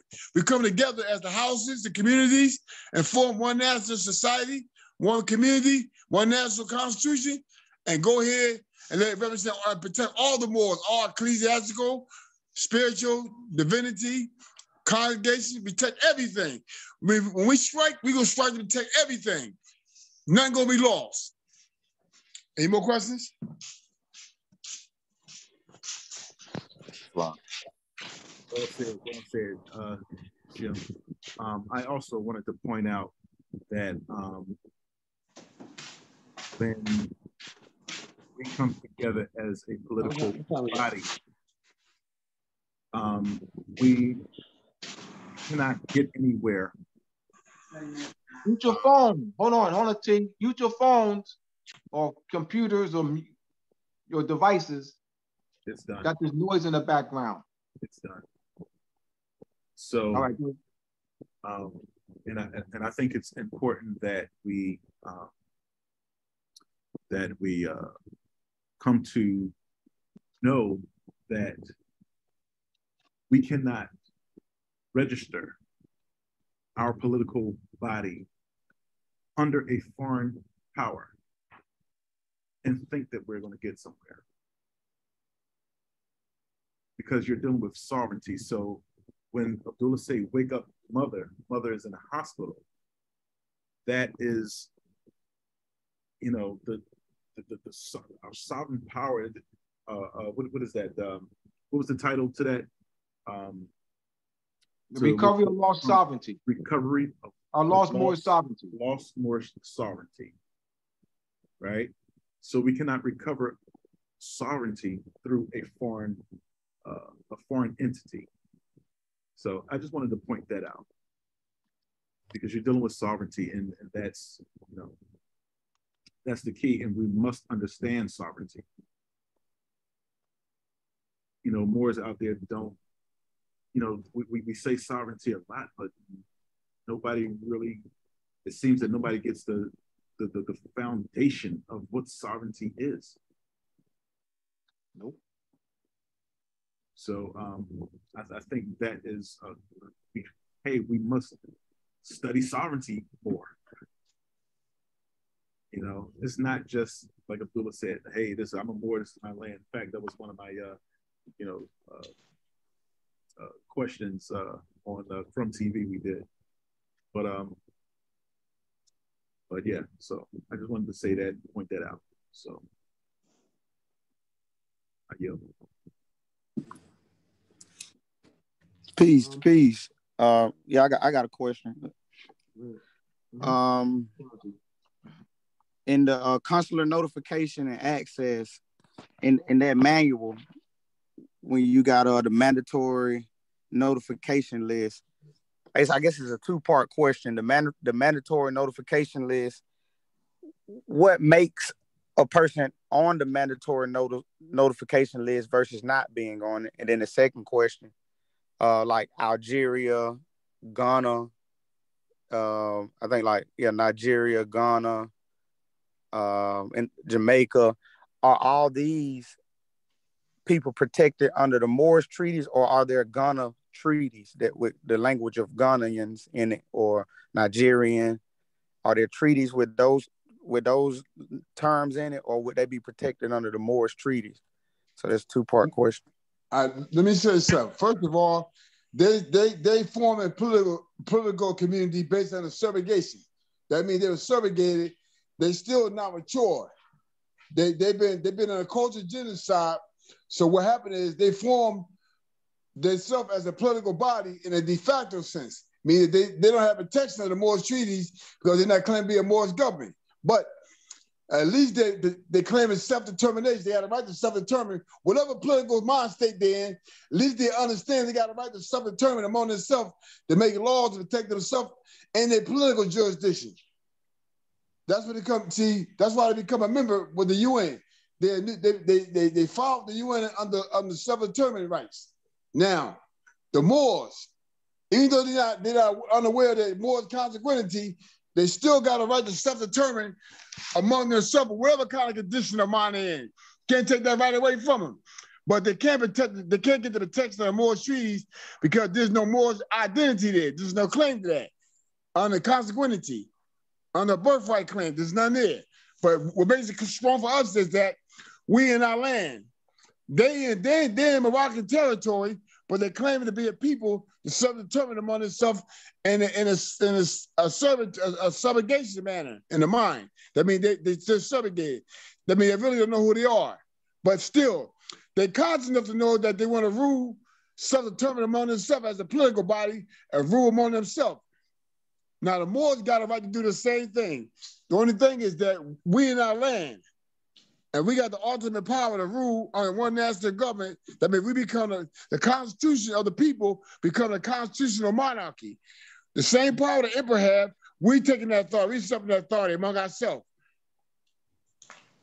Under one national government. Did that answer your question, Quasi? I don't. He's asking. No, he's asking about the list, though. The list, there's a list of countries, about 50 or 60 countries, Shem, in the consular notification access manual. There's a list of 60 countries. So that So are the Nigerians, the Ghanaians, etc. These are also unconscious Moors. We're saying they. But hold on, Quasi. It doesn't Quasi. It doesn't read Nigerian on that list. It's Nigeria, because I don't want you to think because you're saying Nigeria. So you got remember, people. We're not since we're not showing the list, and you're saying Nigeria. People are gonna think who's listening, and who will be listening to recording. They're going to think that Nigerian is on that list. It's Nigeria. It's not, they're not, all right, they're not nationalities. They're not a list of nationalities. They're a list of nation states. All right? They're not list of nation states that's on that list. We have to articulate that. We have to articulate what is on the list. Let me make it clear and plain so you can understand why we're not on that list. Because we haven't ratified the UN Charter. Once we do our documents instrument a ratification of the UN Charter, we'll be on that list too as a member of those states, organizations. So we haven't done it yet. That's why we're not on there. Once we ratify all these people that's on the list, they ratified, did a ratification and ascension to the UN Charter. And as become a member of the UN organization, therefore, that's why they're there. Now, let me say something. Morocco is already a settled nation under international law with Great Britain, France. And when they sign it, automatically, they got an obligation to Morocco. The Act of Morocco, the Tech Morocco 1880, the Act of Algiers, the 1856, all these treaties that are 1600s and 1500s that were like France, Denmark, signed with Morocco, and they do business. Act Algiers, they do business here in Morocco. So they got an obligation. So only thing is, we, like the Kingdom of Morocco, to submit their claim, they did an instrument of ratification of the UN Charter. So they ratified it, that made them a member. So if you go in, you see the Kingdom of Morocco on there. So that's what we have to do that. That's why we're teaching this, so we can do it. So we can be also, when the head of state sent forth our council notification, they look it up and see that we also in our database can we ratify instrument of ratification of the UN Charter. So we'll be on there too. The only thing about it, we get the government up and running and get the Constitution done, ratified, and we take all the more states to the one national government, and then we get a head of state notification that we ratify the UN Charter as a member. And then we send a proclamation, executive order, declaration to the head of state government. Now, they'll know where to contact. But for the instance that we send that foreign government, they'll know there's a government, old state in Morocco, old tribal people, or Moors, native Moors operating in Morocco as a government body. So now they will know what's the notification at. We haven't created a national government, and we haven't ratified a ratification of the instrument, a ratification of ascension to send to the Hague, send to the Hague to take our cultural property in case of armed conflict. We have to do it's a lot of stuff got to be done. The main thing is know how to come together and create a government structure, a political community, sign a treaty among ourselves, then all this other stuff will fall right in place. All the other stuff we put right in place. All right. Islam. So if I got yeah. So the notification list, it say countries. It say Ghana. Should we assume that the nationals of Ghana are Ghanaians, and would the Ghanaians be protected by the Moorish treaties, or are there other treaties that they would be protected under? And they're protected by the conventions. Anything that the International Convention Congress signed, they protected under that. Now, if they have before they fell, if they claim that in their Constitution, they got in their Constitution their status as Native Moors, the Ghanaians are Native Moors under consequentity, yes, they protected the Moorish treaty, yes, absolutely, because it's embodied in their Constitution. That's their mother, it's embodied in their mother. So if they put that in their Constitution, absolutely. So they got to write their fourth Moorish treaty if they claim that. Because remember, there was France and the United States been back and forth on about Moorish status as a national or citizen. Read the 59th Congress. It's very important. And refer back to Act of Tech Morocco. Listen, I want you to hear this. Here it is in the 19th century, mid-19th century, going all the way back to 1880 to answer a question that was put between two governments. In the almost 100 years later. They go back 100 years earlier to answer that question in Act of Tech Morocco. What that tell us? We got to be part of our mother, Morocco, to get that protection. Yes, we are the burnt skin people with melon and visible pygmy. Yes, we are the people with that melon, copper skin, that melon. Yes, that's who we are. We Moors. Yes, that's our consequentity. Now we're dealing with carnal nation now. Carnal, the earth. Yes, we Moor because we got melon. Consequentity, yes, we are them people. If the claim is made in a like Mexico and Morocco made the claim to not only political status, but the consequency status in their constitution, who they are. That's to be the identity. They identify in the constitution who they are. So we'll be in that list when we ratify our national government. We'll go ahead and send an instrument of ratification, ascending to the Hague to protect our land, our Moorish land, in case of a conflict, a war happen out. So all the information we got, all we got to do now is ratify national government. Once we ratify the UN Charter, we'll be in that list too. Yes, we'll be there. Our government name will be there. Islam, all right, Islam. They gave me clarity. Yes. Hold on, we have Murray Bay. Islam. Yep. Islam. I had a question. It was. Let me see. So yeah, should we come out of our ipso juror status first before and place into a Moorish status before trying to go to the UN? Because I was reading the UN Charter last night, and it says something that they will not interfere in internal domestic disputes. Now, domestic, if you're an ipso juror, you're still listed as domestic. So they won't interfere if we don't come out this ipso juror status first. Your Constitution bring you out of that. The claim in your Constitution. You claim to be Moor. You're not claiming to be a United States citizen. You're not claiming to be a European subject or French, Spanish, Dutch, Sweden, Irish, Italian. Right. You're not claiming to be Italian descent. You claim to be a Moorish descent in your Constitution. So therefore, you already out of status by erecting a national government among yourself to self-determine in that status as a native Moor. Right. You already lift yourself out of that. Okay, right. But those nations, those signatory nations that sign on to the right of protection of Morocco, they're not going to recognize you coming out they're not going to recognize that, because they're only going to recognize Article 15. If you do it the Sultan's way, and that's the way you come out. Because if you do it the way you're talking, they're going to keep you in the ipso juror status. And that's been done. Dr. York, he's still in his ipso juror status, and he went to the UN and did that. He didn't do it. Hold on. Go ahead. Shem, he's in error. That's Murray Bay's in error.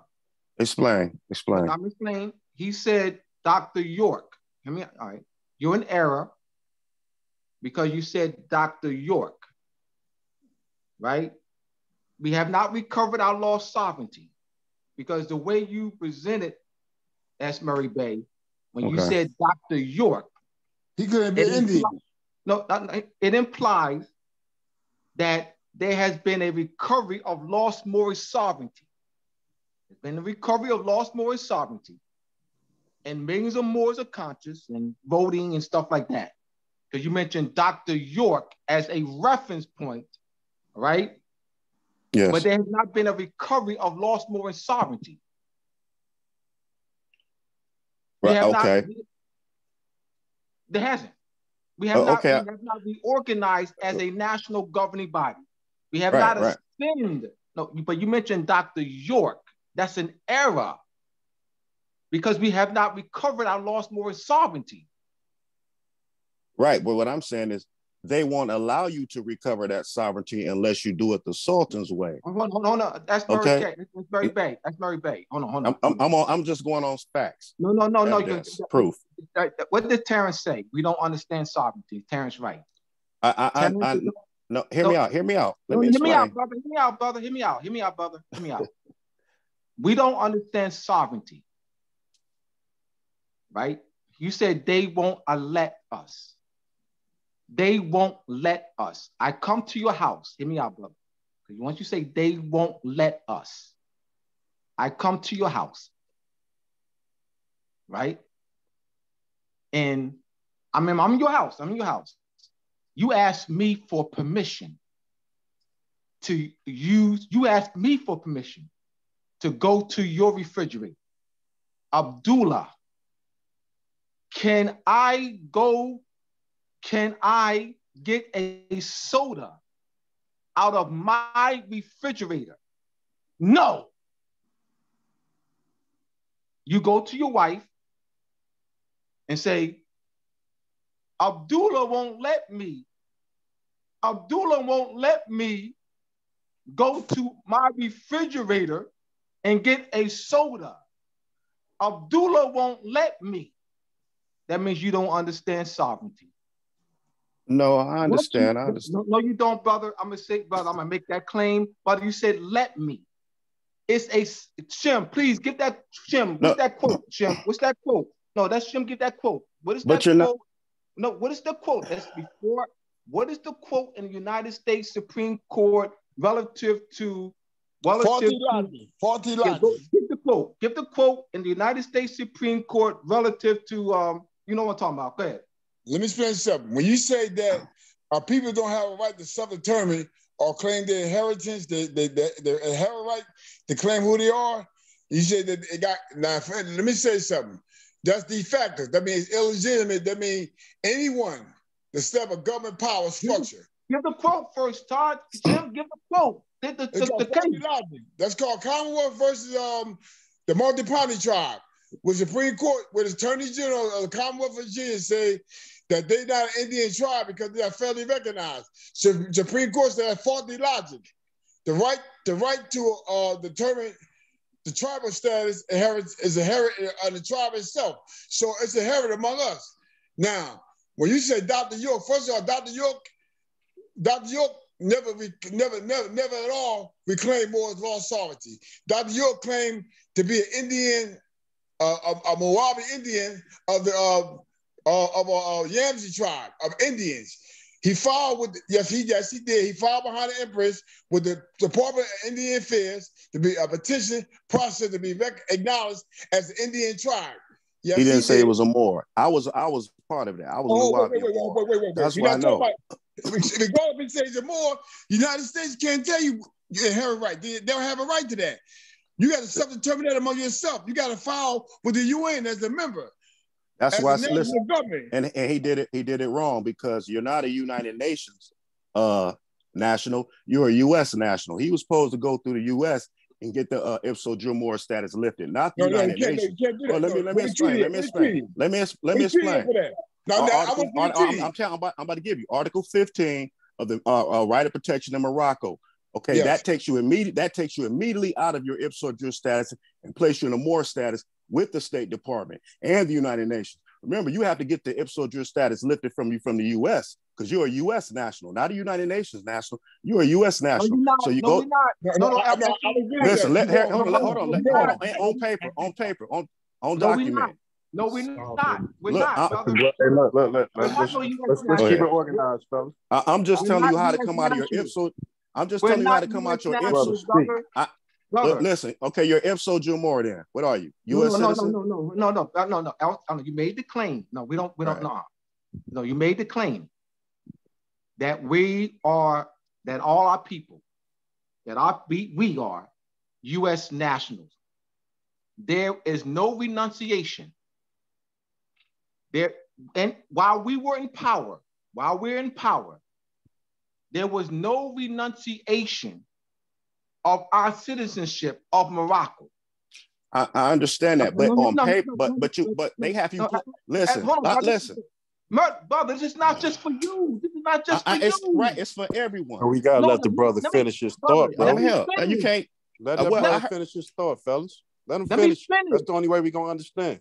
Brother, you can't interrupt him like that. Brother, let me finish. You made a claim. Let me clear it up. We're not, I'm explaining, we're not United States nationals. We never were. I understand that. That's very true. That is factual. I understand that, but you're not they have you listed in the system as being pledging your allegiance to U.S. That we are. No, what I'm saying, well, on document you are, and listen, on document you are until you prove different. You have to do it the Sultan's way. Hold on. I'm just trying to let you know. I agree with what you're saying. But you're in the system still listed as an ipso jure pledging your allegiance to the U.S. Hold on, brother. This is not going to work. Terrence, please. Right. I'm done. Please, Terrence. This is not going to work, brother. It's not going to work. Abdullah, continue, please. All right. What we need to do is bring a letter, a correspondence with France, corresponding the United States and Moorish. Shem, this is because hold on. This is because it's not gonna work like this, because it's interruption and it's not gonna work like that. He's throwing claims out, false claims, and it causes confusion. So what we gotta do, Shem, is that we're going uninterrupted. We gotta go on Moroccan Post, on Compton. We gotta do something, Shem, where we're not interrupted. Where we can present document upon documentation, where we're not interrupted. Because when we have it like this, bro, and people are gonna be listening to this, it's gonna cause confusion. He's throwing out a lot of false claims and everything. Brother, let's move on. We're gonna address this later. I gotta go. It's 9 o'clock. It's 9:05 or 9:05. I gotta go. What I'm gonna do next time is I'm gonna get the document that France sent to the United States of Moor status. They didn't call us United States citizens. They called native Moor. France calls the native Moors. We the natives of the land. Let's bring that next time. Next class, we're gonna bring that. Represent that. France said, we go with France call us. France call us United States national. France say, how can we be a United States citizen and America never existed in the 1600s and 1700s? And our ancestors signed treaties with France, Great Britain, Portuguese, Dutch, and brought these people in our land. And the United States is all these principal governments. How can we lose our status as being a Moor because a de facto corporation given authority to operate? No, we go about what the principal sovereign said. France told the United States that we are native Moors, not native Indians, not native Wahhabis, native Moors. I'm gonna bring the instrument to the table. France thing. Shem, we're gonna just bring it. All right, what we're gonna do, we're not gonna fill any questions. When we present, don't even raise your hands. I appreciate it, brother, for that question. I appreciate you, brother. Make it bring more proof to the table. It's good. We're going to bring it. And that document, read the 59 Congress. The 59 Congress said, one at a time. Go ahead, Shem. We got this. So, brother, I love the question, brother, listen to me. That's why I brought up earlier. When you read the 59th Congress, I said it earlier, it goes back to the 1880 Act to Protect Morocco. Why the 59th Congress came up? Because France and the United States is going through about the political status of a Moor. And France said, native Moors. France identifies as the native Moors. They didn't say we was an American citizen. They didn't say we was a United States citizen. They didn't say we was citizens of the state. They said we was a native Moor. So we're going to show the documents. We're going to show the documents. They beat the United States in the World Court. They got their only political jurisdiction. Now the Sultans have gave up relinquished all his power. The Sultans sold his own damn people out. He locked the Moors up for Algeria and Tingi when they came over here running for the French army.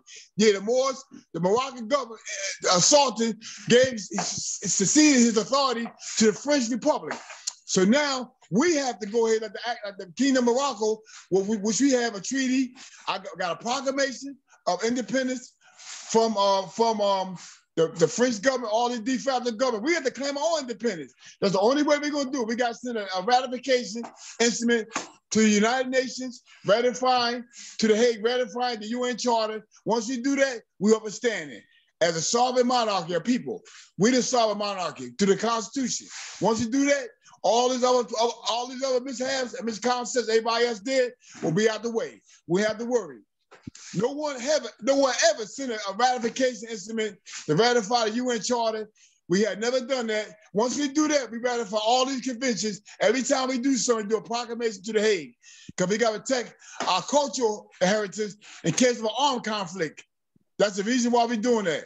We ratify the Hague Charter to a UN Charter. When we do that, we become a member of a new member of the organization. Therefore, we're no longer under protection of France, because France is protected. Why? Because the Sultan succeeded his authority to the French Republic. Yes, the Sultan did that for money, for bonds. Then he placed the obligation on the Moors to pay back his obligation on bonds. Yes, our monarchy sold us out. Yes, they did. We're going to take it back now. The Moors are going to take it back. We the monarchy, as the family, house, societies, communities, we're going to take it back now. About religious, spiritual, divine congregation, we're going to assert that authority among ourselves. We don't need no house, no dictator doing it for us, an emperor or a queen. We don't need that. That don't help us. We have to do it ourselves. And this is one thing we got to remember. When we talk about status, France made it clear about our status. France said native Moors. But France answered that question, who's the native Moors then? I'll be honest. We got to ask, who's the native Moors? The ones they call Indian, black, Negro, and colored that have been doctrinized and subjugated. That's who the native Moors is. They haven't been taught in school that they're native Moors. Because we don't have a school system, because we don't have a government to take our school system. We have a government. We don't have a government. We go to the Hague Court, the World Court, and file a complaint against all these de facto, these sovereigns in our land acting by de facto capacity, subjugate us. At least the Pope said something I love. The Pope said about 3 months ago, we apologize for the cultural genocide against the indigenous people. That's the Moors, the native Moors. The Pope apologized. We got to see that. Why is he apologizing? Why? Because he took our people down there, Philippines, Mexicans, the Papist Bull went down there and castrated the people to the school system, took their culture, their nationality, their language, everything away from them. Therefore, nothing can be handed down. Why? Because they cracked the egg, they cracked the mother. The egg was cracked. Therefore, if the egg is cracked, there's no maturity. The fetus can't mature until nothing mature. To have labor, to come out and manifest as an inheritance. We lost that to the education system. So at least the Pope had honor. At least the Pope had honor to say, I apologize for the cultural genocide against the indigenous people. Who do you think he's talking about? Moors, native Moors, us. You wouldn't have a Mexican or a Nicaraguan unless you doctrinize the Moors. You wouldn't have an Indian, Negro, black, and colored unless you doctrinize the Moors to accept that. Why are they able to do it? Because they got a government. So at least France knew who we were. So when France was sending letters to the United States, they say, France say the native Moor. United States went back to in the 59 Congress, that conversation came up on Moor's status. Now we talking about status now. Now let's deal with status here. They say they went back to the Act of Tech Morocco. So if you go out to Act of Tech Morocco, what was there in the Act of Tech Morocco? There was Moors. There's nothing in the act saying that we under control of the foreign government. Read the act.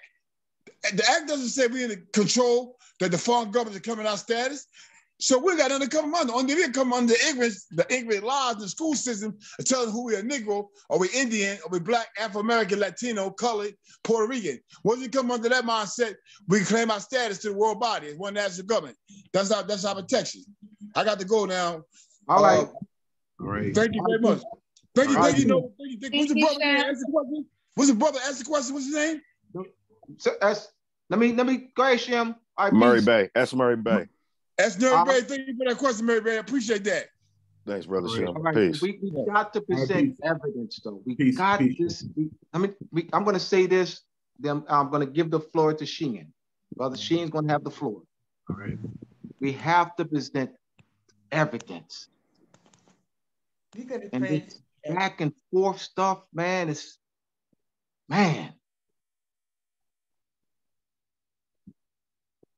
I'm going to, the Louisiana Purchase Treaty, how did the French subjects become the French subjects who were there in the 15, 16, 1700s, even when the treaty was ceded to Spain in the Louisiana Territory. The Louisiana Purchase Treaty, Article 3, is a citizenship clause. The French subjects became citizens of the United States by virtue of that treaty. Their Article 3 of the Treaty of Guadalupe between the United States and Mexico is the citizenship clause. The Mexicans had 1 year to notify the Mexican government on whether they're going to remain Mexican citizens or become United States citizens. There is no treaty. There's no treaty between United States and Morocco that has. There are treaties. There are 2 treaties between United States and Morocco, but those treaties do not have a citizenship clause in there. How did the Hawaiians become citizens of the United States? They're not. The Hawaiians never became citizens of the United States. Yes, they are. No, they're not. Yes, they are. All right, let me show you. They're not. The Queen of Hawaii never signed anything. She didn't sign a surrendering treaty or anything. The Queen of Hawaii never signed anything. So you can't show me anything that she signed because she didn't sign anything. She stood on it and said that I did not surrender. That she didn't sign anything. So how are Hawaiians citizens of the United States? They're not. It's subjugation. That's why I said we got to present document evidence. We never were citizens of the United States. That's subjugation. I go to S. Murray Bay's house. I take over his house. I'm subjugating him. Can I go to my refrigerator? No, you can't, S. Murray Bay, because I said so. And he's in his house, and I'm taking over his house.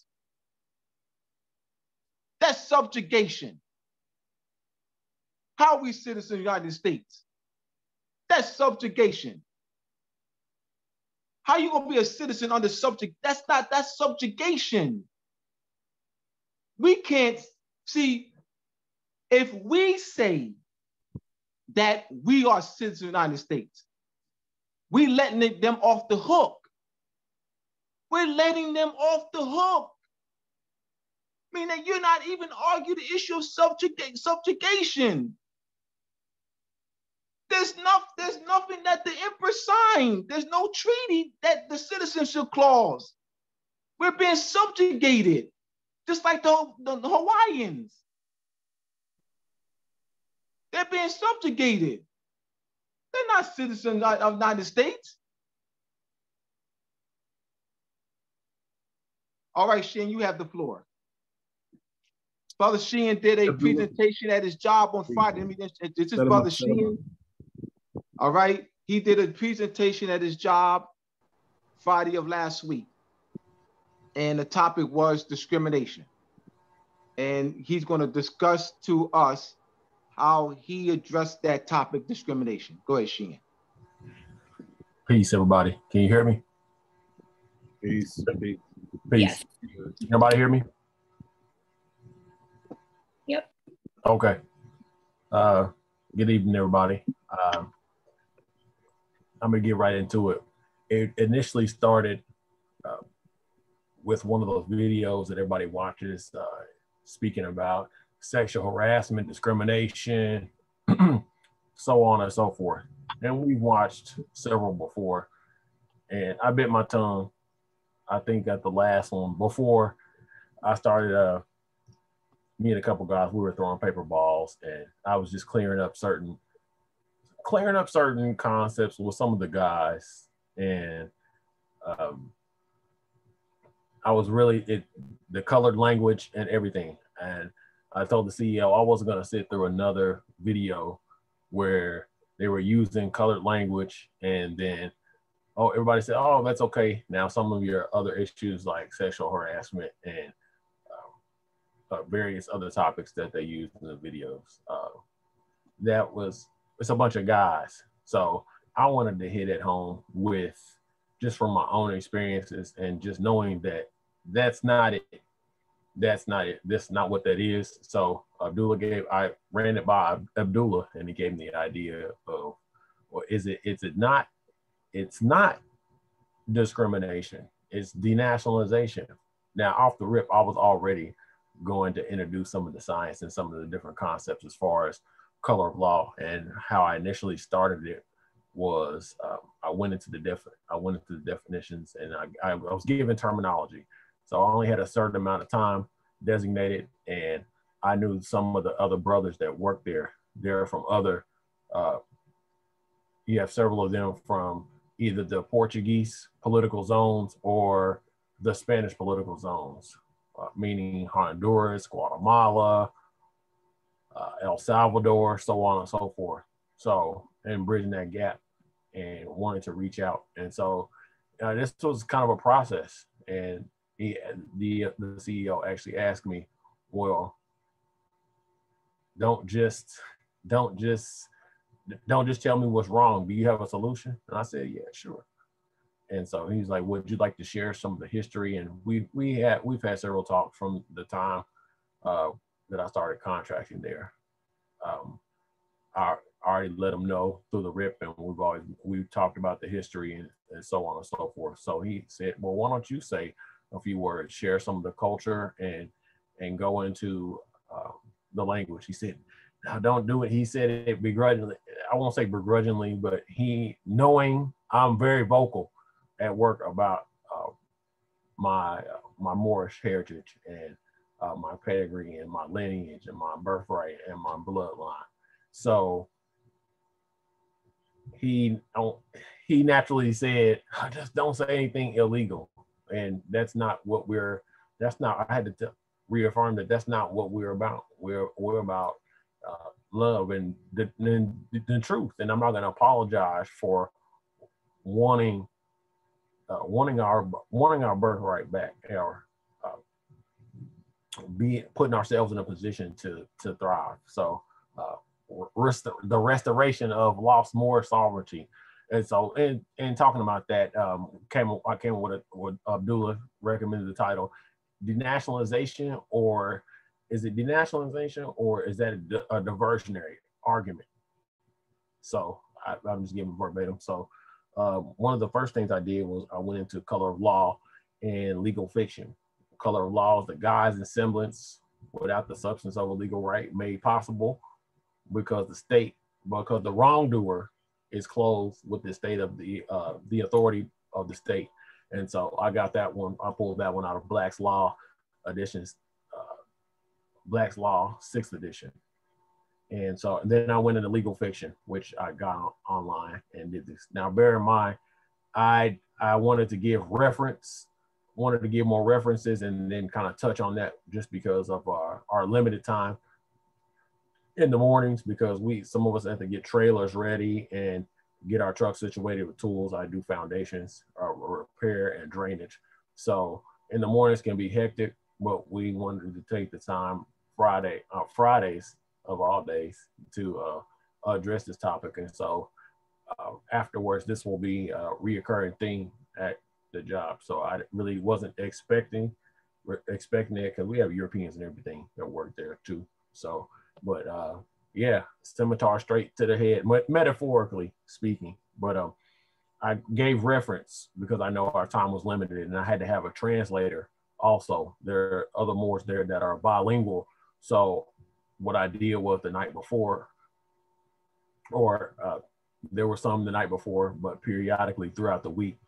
And what I did was I sent them the literature, which one of the topics I covered was the doctrine of discovery. And I actually started off, let me read that. It was in one of the classes. I want to just give the reference in the interest of making sure that whenever we make a claim, that we give reference. And so that was paramount for me to be able to give the references and go into a little bit of the history, because I wanted everyone to be personal. I wanted them to not only take it personal, but I wanted to set the tone within the shop that won't be tolerated.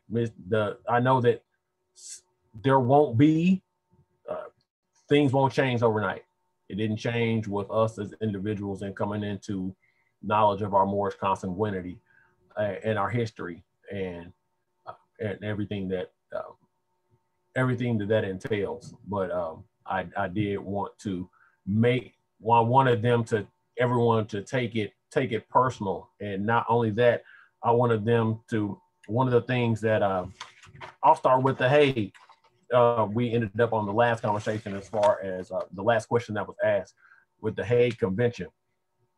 And so, in giving them the law terms of color and law and legal fiction, which is an assertion accepted as true, though probably fictitious, to achieve a particular goal in a legal matter. And one of the examples that encyclopedia.com gave was, one must remember that land ownership is ultimately simply a legal fiction.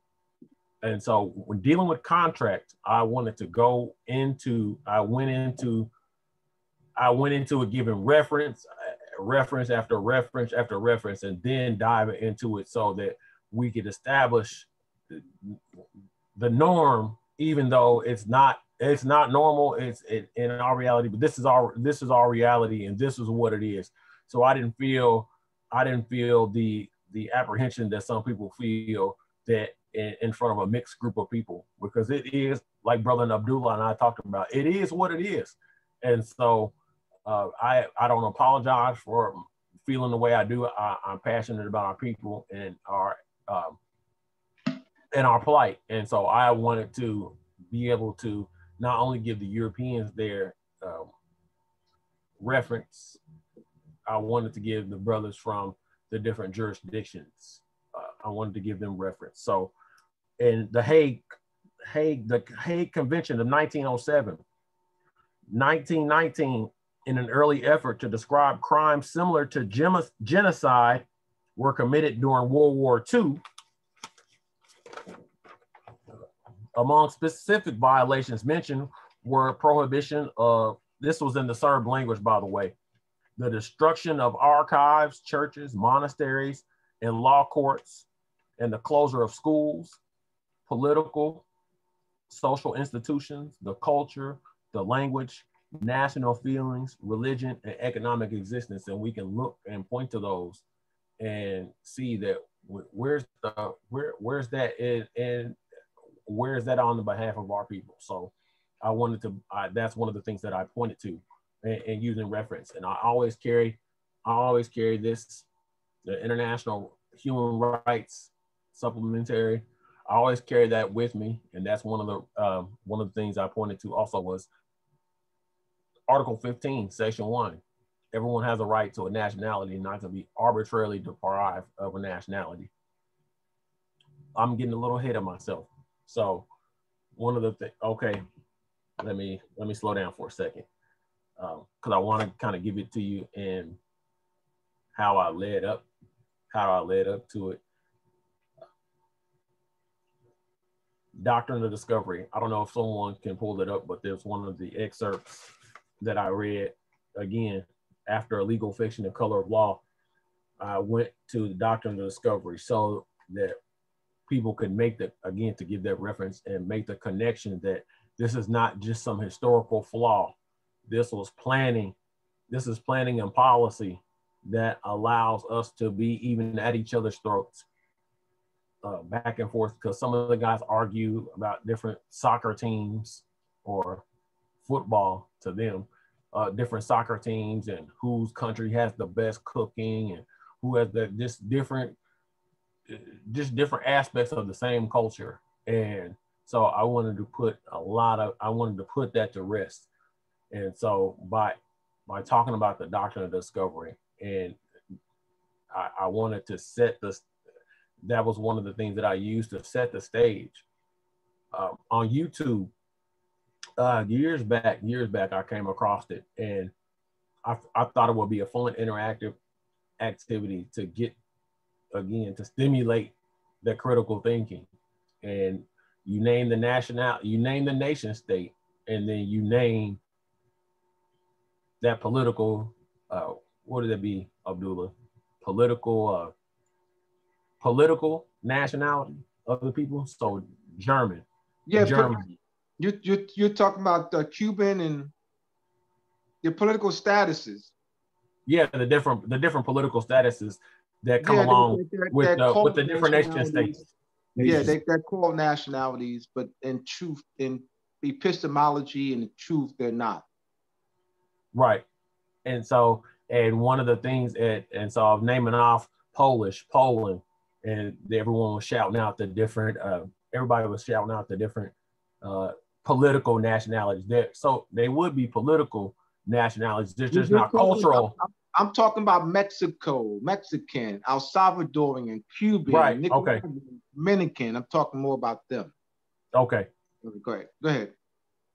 But I just wanted to, and then I shout out white, and then nobody said anything. And I said black, and then I explained everybody, they're silent. Silence is confessed judgment is what they say. That's what in certain jurisdictions. That's how it's operated. So that was, again, thought provoking and getting people to think. So I have to give the reference, and I have to set things up. Not only so it was trying to, I can't say it wasn't strategic in the fact that my approach sometimes is to paint people into the corner so that they have to deal with the issue at hand. They can't deviate from anything. They can't deviate from the principles, or they can't deviate from the logic attached to analyzing that particular subject matter. So that is that's just the way that I tend to be as far as my strategy goes. And through my learning, I don't want to come off as defensive, but I'm definitely passionate about it. And so the Office of Management and Budget, Directive number 15, the racial classifications and statistics. Give me the what's that? The U.S. Census, is that the Census Bureau? The Census Bureau, Directive number 15. Yes, and it's in the Office of Management Budget. It's in the Census. It's in the, you have the Commerce Department, and within the Commerce Department is the Census Bureau. Within the Census Bureau is the Office of Management and Budget. Right. Okay. I just wanted to give that clarity. And yes. Just make it, if I have any concept in error, feel free to let me know. I'm just sharing what it is that how everything went. Justice Taney, Terrence, is there any way that how would I pull that up to be able to read so I can give the brothers and sisters would that be possible to read that out? Because I don't, some of my, What do you need? I'm reading off of how the little bit of the order that I presented it in. And so I just to give if you have it on your computer, I'll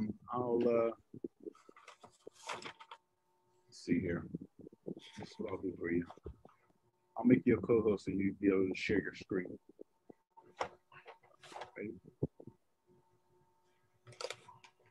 All right, you should be able to share your screen. Never just I won't worry about it, but I had to give reference. Office of Management Budget. Let me find this article because there was an article we did we went over it in class. And I think Amanda read from it. The article as it speaks to where was it?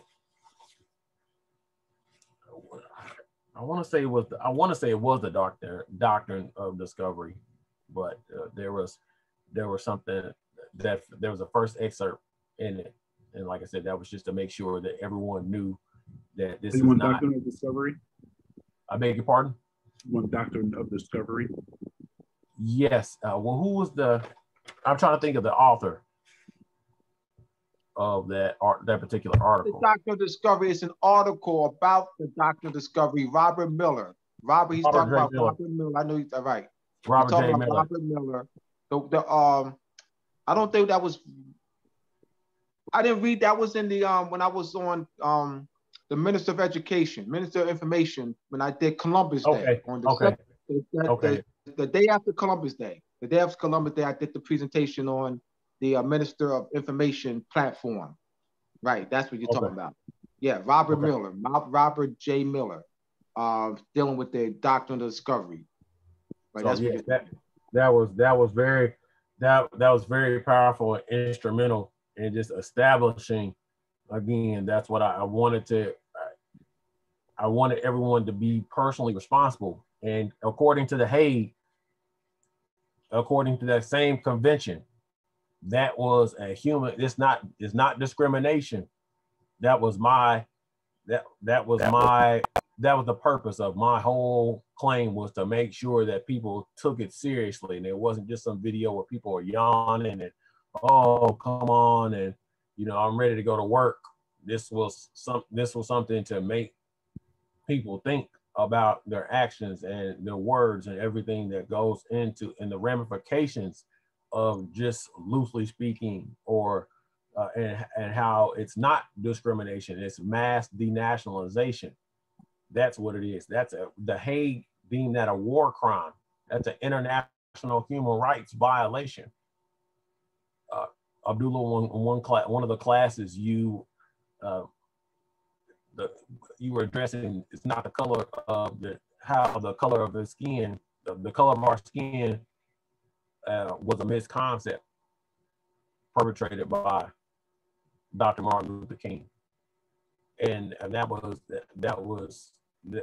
powerful. And the thing about it also, in dealing with the principle of the matter, then Europeans also had to take the Europeans that work at our job, who are mostly on the sales staff from a contractual standpoint, then I know that it would register more than it would with some people, because they deal with the principles or the elements of a contract, which is offer, acceptance, consideration. No contract really without consideration. But then one of the overlooked in my studies, what I've seen is that the status of the contracting party that's one that's overlooked. And that's in my research and in my assessment, the status of the contracting party is overlooked. And so when you get to one of the things that I expressed was in that caste system, then you're being removed from the human family.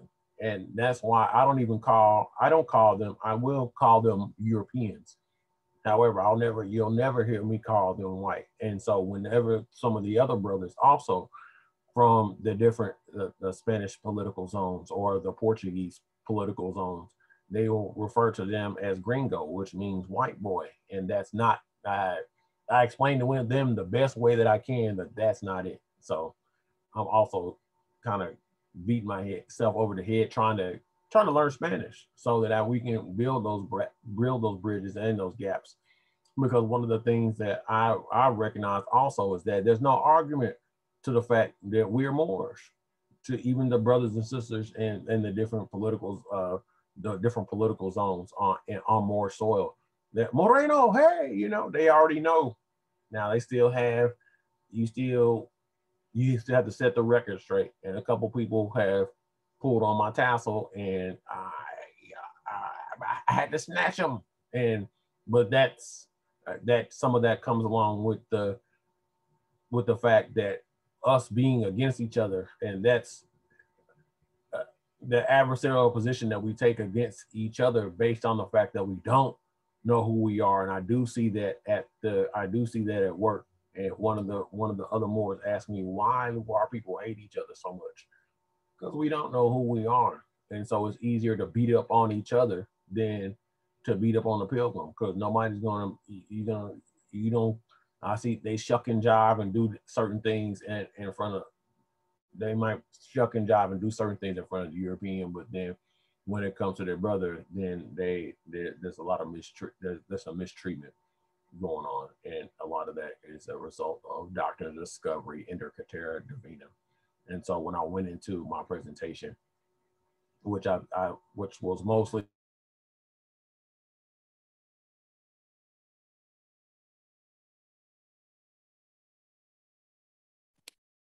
I had a translator, one of the other Moors that speak, they're bilingual. I had them communicate that also. And so I gave the simple concepts so that we wouldn't get lost in the sauce. But I definitely want to say that I hit a grand slam in the fact that this is absolutely not discrimination, because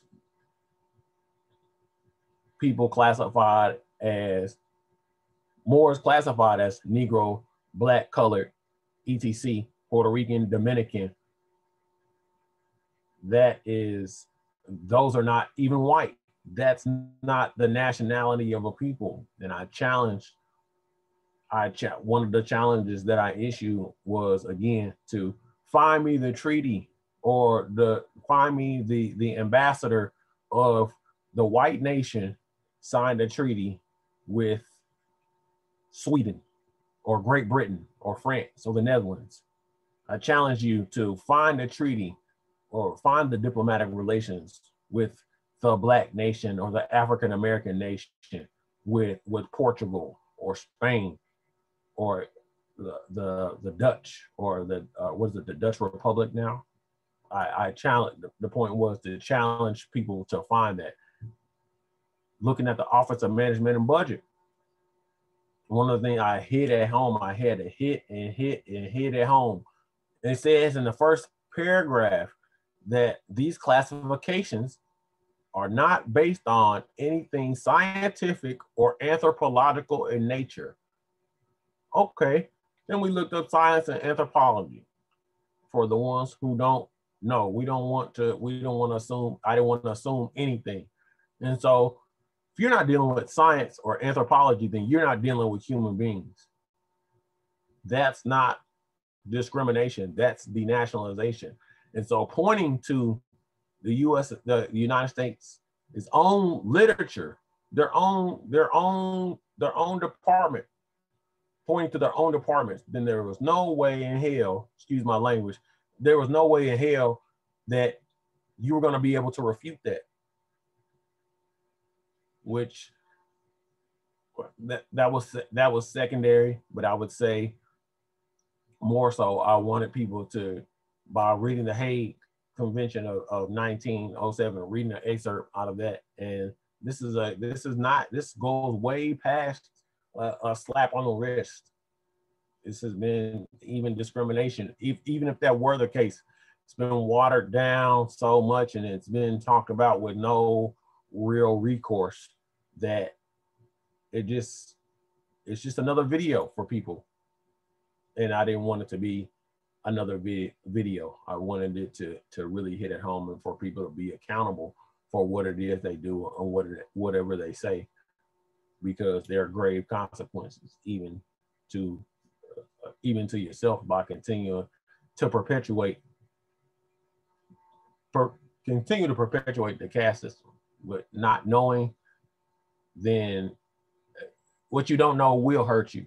And so, under the spell, like so many are, I had to hit reference after reference. And so that's so I think that it was a success.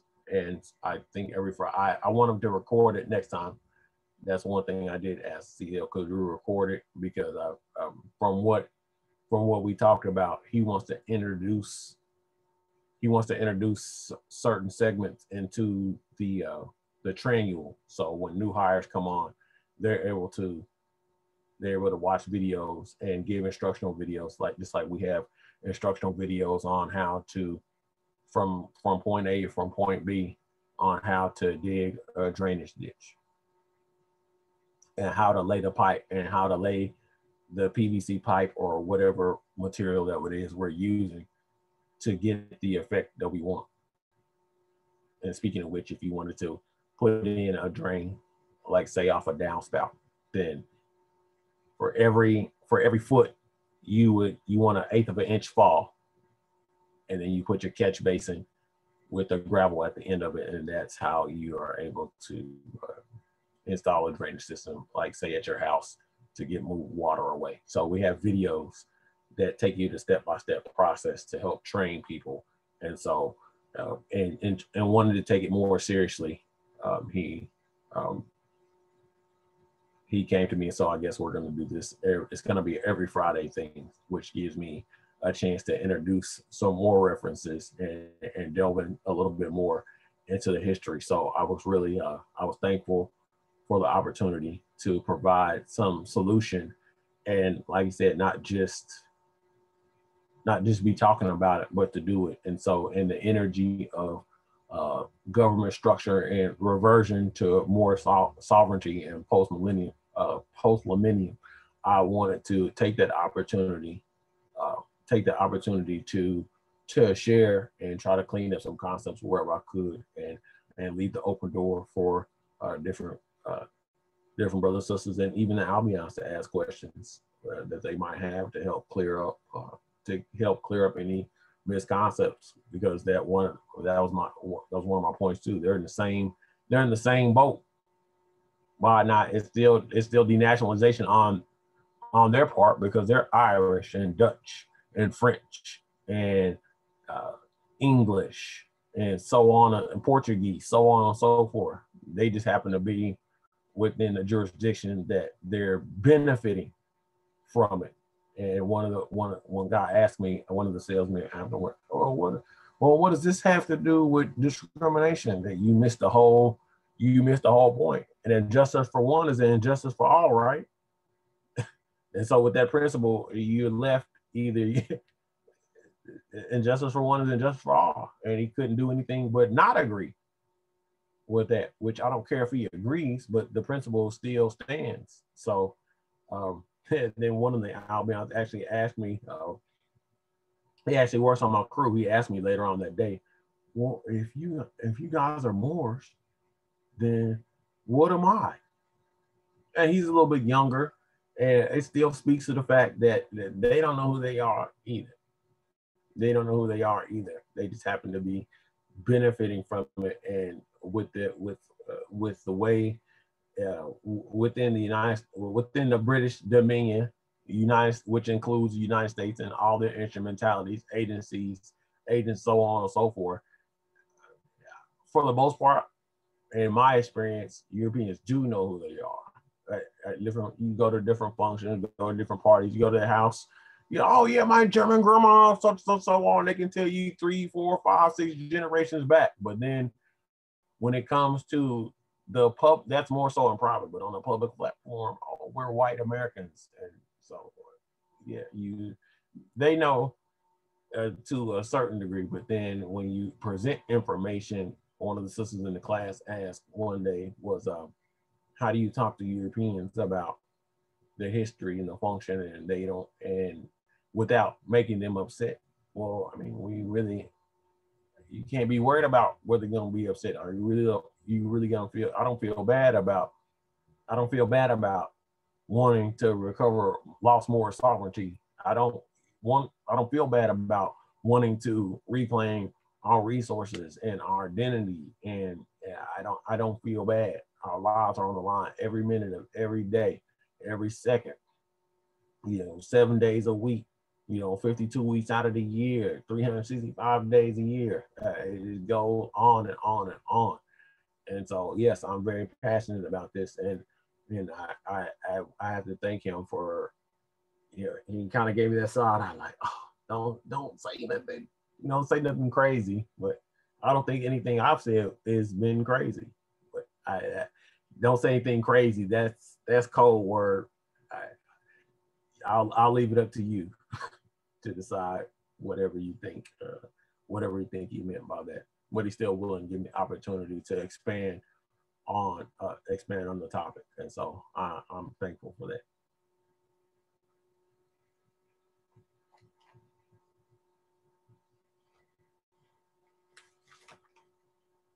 You done, Sheehan? Yeah, I mean, do you have any questions? Anybody have any questions as far? All right, yes. Any questions or comments?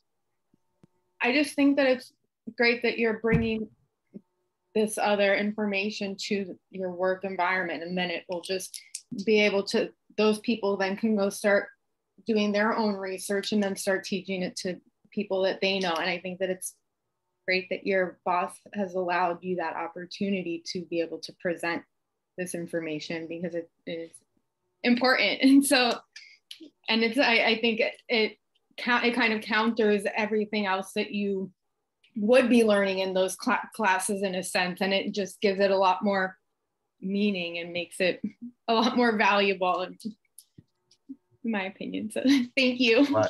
Right. And no, it's that, and sister, is not, trust me, it's not an opinion. I worked in construction, and I'm actually a miner by trade. Went to Chinook, Kansas, Ash Grove Summit. That's where I went through my training to be a miner. Now, again, I won't say that, and that's one of the things they even expressed to us. Now, don't go around sticking your chest out like you're on the same footing with miners that are actually in the shafts, like, who've been doing it for 20, 30 years. Don't, go around. They just, but in that sense, I can work at any mine within the United States, within the United States jurisdiction. So, I mean, it covers, I can go anywhere and do what it is I do. I just happen to do, I'm on the foundation repair side of it, which you deal with a lot of concrete and different things. But, and I'm saying all that to say that our energy is being stolen. I don't know if anybody else has worked in construction, but I've heard terms like, I don't want to work like a nigger. Don't our people say that? And I'm not trying to be crass, I'm not trying to be rude or anything, but this is the reality of it. And so our energy is being stolen.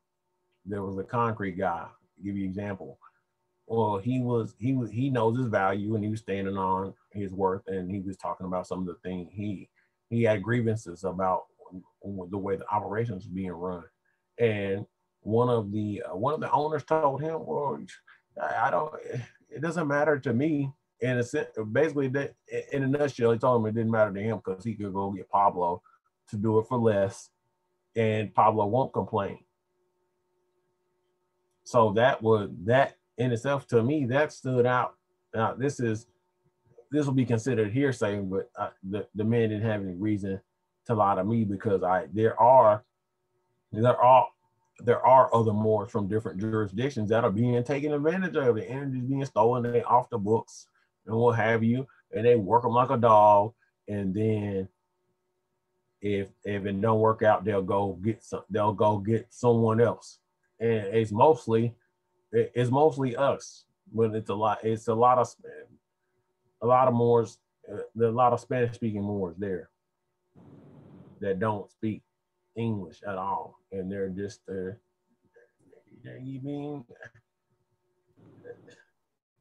we have a lot of work to do. So it floats over into, you know, hey, different rights and being able to earn a wage. A lot of them send money back or send fiat back home to different poor countries, and some of them, you know, they don't want to rock. They don't necessarily want to rock the boat either, because they're having a hard time as it is, and so that's motivation for me to be around those brothers and see the condition that they're in, and knowing the condition that we're in, and be able to again build those bridges. And like I said, it took a lot of effort to make sure to, because the document of discovery and several other documents that I use, several other references that I use for my presentation, knowing that is the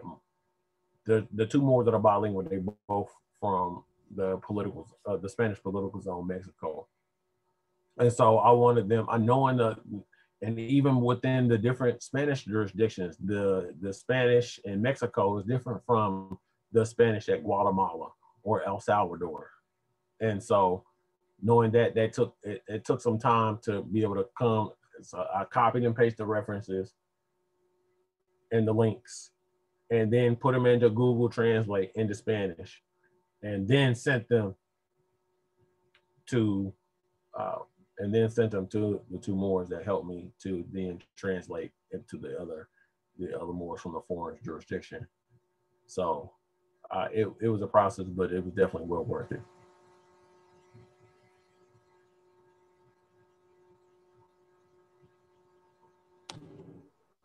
Islam, is the floor open? All right, yes it is. Yeah, I just want to appreciate the dialogue the brother speaking about. I'm also in the construction field, and some of the jobs that I go on, job sites that I go on, I'm the only Moor there. We're talking about maybe 10 to 15 different trades, and I'm a plumber. And what I tell other Moors from different political zones like Honduras, Guatemala, Mexico, I asked them a simple question: where was you born? And they always give me their political zone. And then I turn around and remind them that no, you was born in America. You're American. You're the true Americans. And they said, well, I never thought about it that way. I said, yeah, quit running around giving up your political zones. And if somebody asks you, you just simply tell them that you were born in America. Plain and simple. And with that, I'll yield the floor.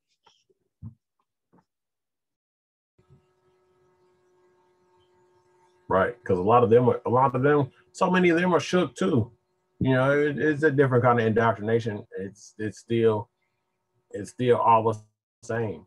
One of the questions I posed is, what were you if you most of those nation states were established 1821, Mexico, Guatemala, El Salvador, and you can Google these. These are things that you can Google. When were these nation states? When were they established? And you can look right on down the line. Guatemala, El Salvador, Mexico, all these political zones were erected in 1821. So what were your people before then? That's always a good one. Right, and you also got to remember it was two Honduras. Well, it ended up being two Honduras. It was Spanish Honduras and it was British Honduras, and then British Honduras ended up being British Honduras ended up being I can't think of the name right now, but I just spoke to a lady that was from there. Belize. British Honduras used to well, Believes used to be British Honduras. That's what it was. So when I mentioned to her it was British Honduras, she was old enough to remember that, yes, it was. So Believes used to be British Honduras. And then you also have Spanish Honduras. And I yield the floor. So that's where the land cession treaties come in, Abdullah?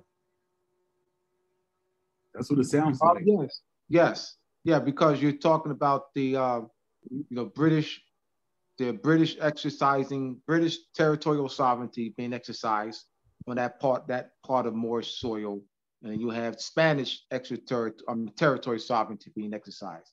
All right, those dealing with the well, that goes back to Inter Caetera Divina. All right, where you're looking at Spain and Portugal being authorized. So that's the Spanish zone and the British and the Portuguese zone to this very day. And this is why I was saying earlier, over an hour ago, that it's important that we articulate this. This is why Terrence and I did the Recovery of Lost Moorish Sovereignty, part 1, 2, and 3. I really urge people to watch that so they can actually see the thought process and see so that when we see these maps, because I used to and I really appreciate Shem Malachi Bey, because I would say European colonization. I no longer say that. I no longer say European colonization in a broad sense like that. I break it down. You notice, boom, the wars, treaties, name the treaties, name the wars, secession treaties, boom, boom, surveys, all right? And I trust one day y'all do the same thing, where we can speak, we can articulate that with detail. We're going to have to get there.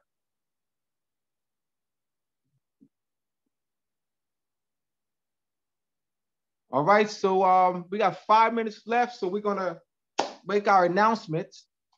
Thank you, Shen. Did a wonderful job, brother. Yes, thank you. Thank you, brother. Thank you. Right, right. This is the part of the preparation of becoming a teacher, becoming a consul. All right, we have to be able to, so be able to feel comfortable to articulate. In fact, Shen will be sharing the stage with me the second Sunday in November on Moroccan Post on Come TV. All right, he and I will be doing this together.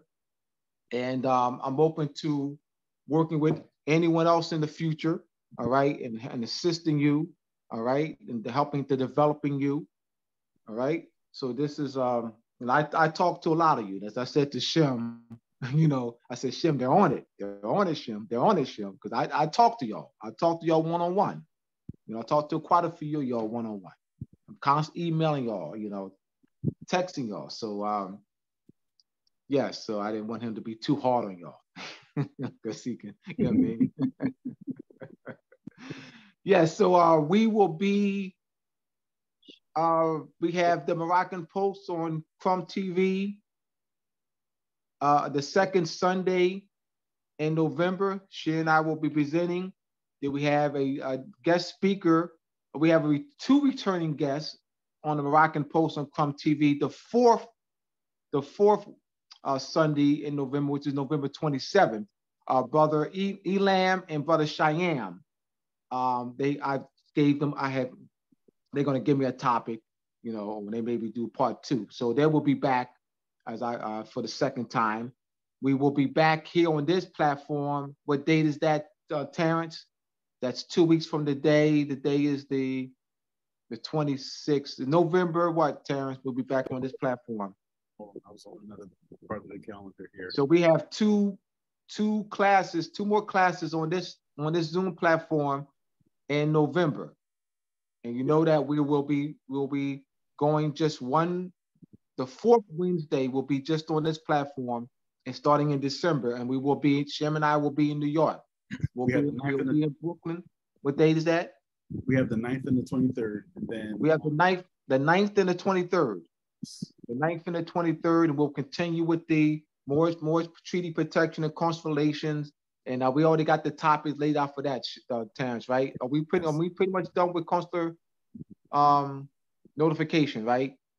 You know what I might want to do, Abdullah, is I might want to do a session where we just have everyone that's attended the classes do like a question and answering. All right, let's do that. So that'll be the next step. Great idea. This see, that's my man right there. You know, that's hey.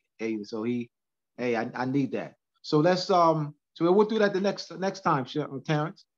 All right, cool. So just be like a round table discussion. Open. Yes. All right, so let's do that. I think that's a great idea. And we'll structure it somewhat. You know, we'll structure it somewhat. Yeah. You'll now work on that. Yeah. All right, I'm open to that. Great idea, Terrence. All right. So we this class will be uploaded, be available tomorrow on the Moroccan Post media YouTube page. Please share the classes, upload them on your, share them on your social media platforms. All right. Let people know about the classes. All right. Also, can share that flyer. Shem and I, this is December 14th. We'll be in Brooklyn on December 14th at 7 p.m. And then there's the class is $20 for it's 25 in person and 20 and to view it via webcast. The information is on the flyer. All right. Now, if you want the flyer, and also people send me text their emails. All right, so I'll send them the United States Counter Memorial, the 15-page excerpt that I pulled from the 600-page United States Counter Memorial. I did take a snapshot of the emails. All right, and I'll be sending that out. All right, so I want to thank you for for tuning in, everyone. Once again, Sheen, thank you for sharing. And this is part of, I'll have maybe, like I said, others, get opportunity to present, come on Crump TV with me. So we got to, like I said, I'm grooming Terrence and Sheen and Quasi and Vicerious and, quite other people and Kashaka and so forth, and continue to groom. All right. So because we don't want where it's just, where there's Abdullah or Shem, or just Terrence. We have to prepare. I'm taking a snapshot of this. Somebody just put their email in. All right. So we have to prepare others. So put your email in if you want to send a flyer, as well as the United States Counter Memorial. I'm going to just give one more minute, Terrence, to have people put their emails in. We got someone that just did that, Sister Mary. So I'll be sending that out tomorrow. Let's go. If this is your first time in, welcome, and send your emails and all right, good. I got somebody else. So yes, please put your emails in. I'll send the Counter Memorial and the flyer tomorrow. Right. I'm just too tired to send it tonight. So so am I, man. I'm noodle brain right now. I'm not gonna do it tonight. I'm tired. So this class will be uploaded tomorrow. Because I'm a little tired tonight. Yeah, brother. Yeah,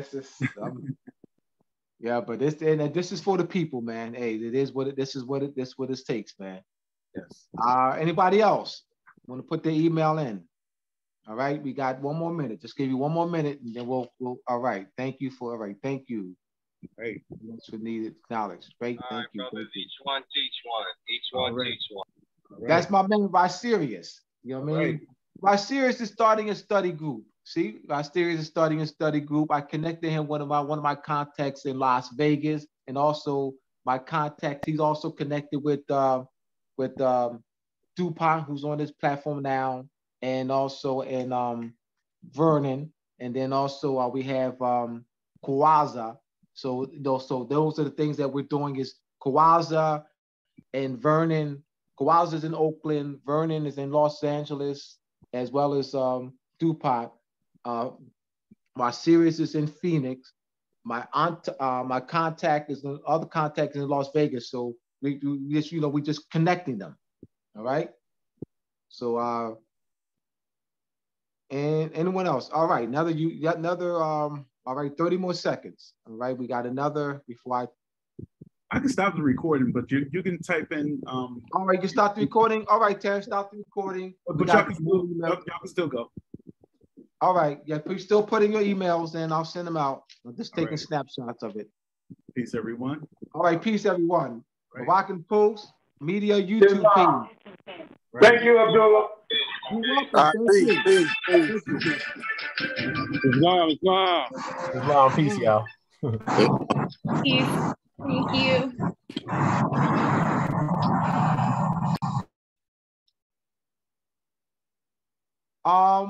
Ash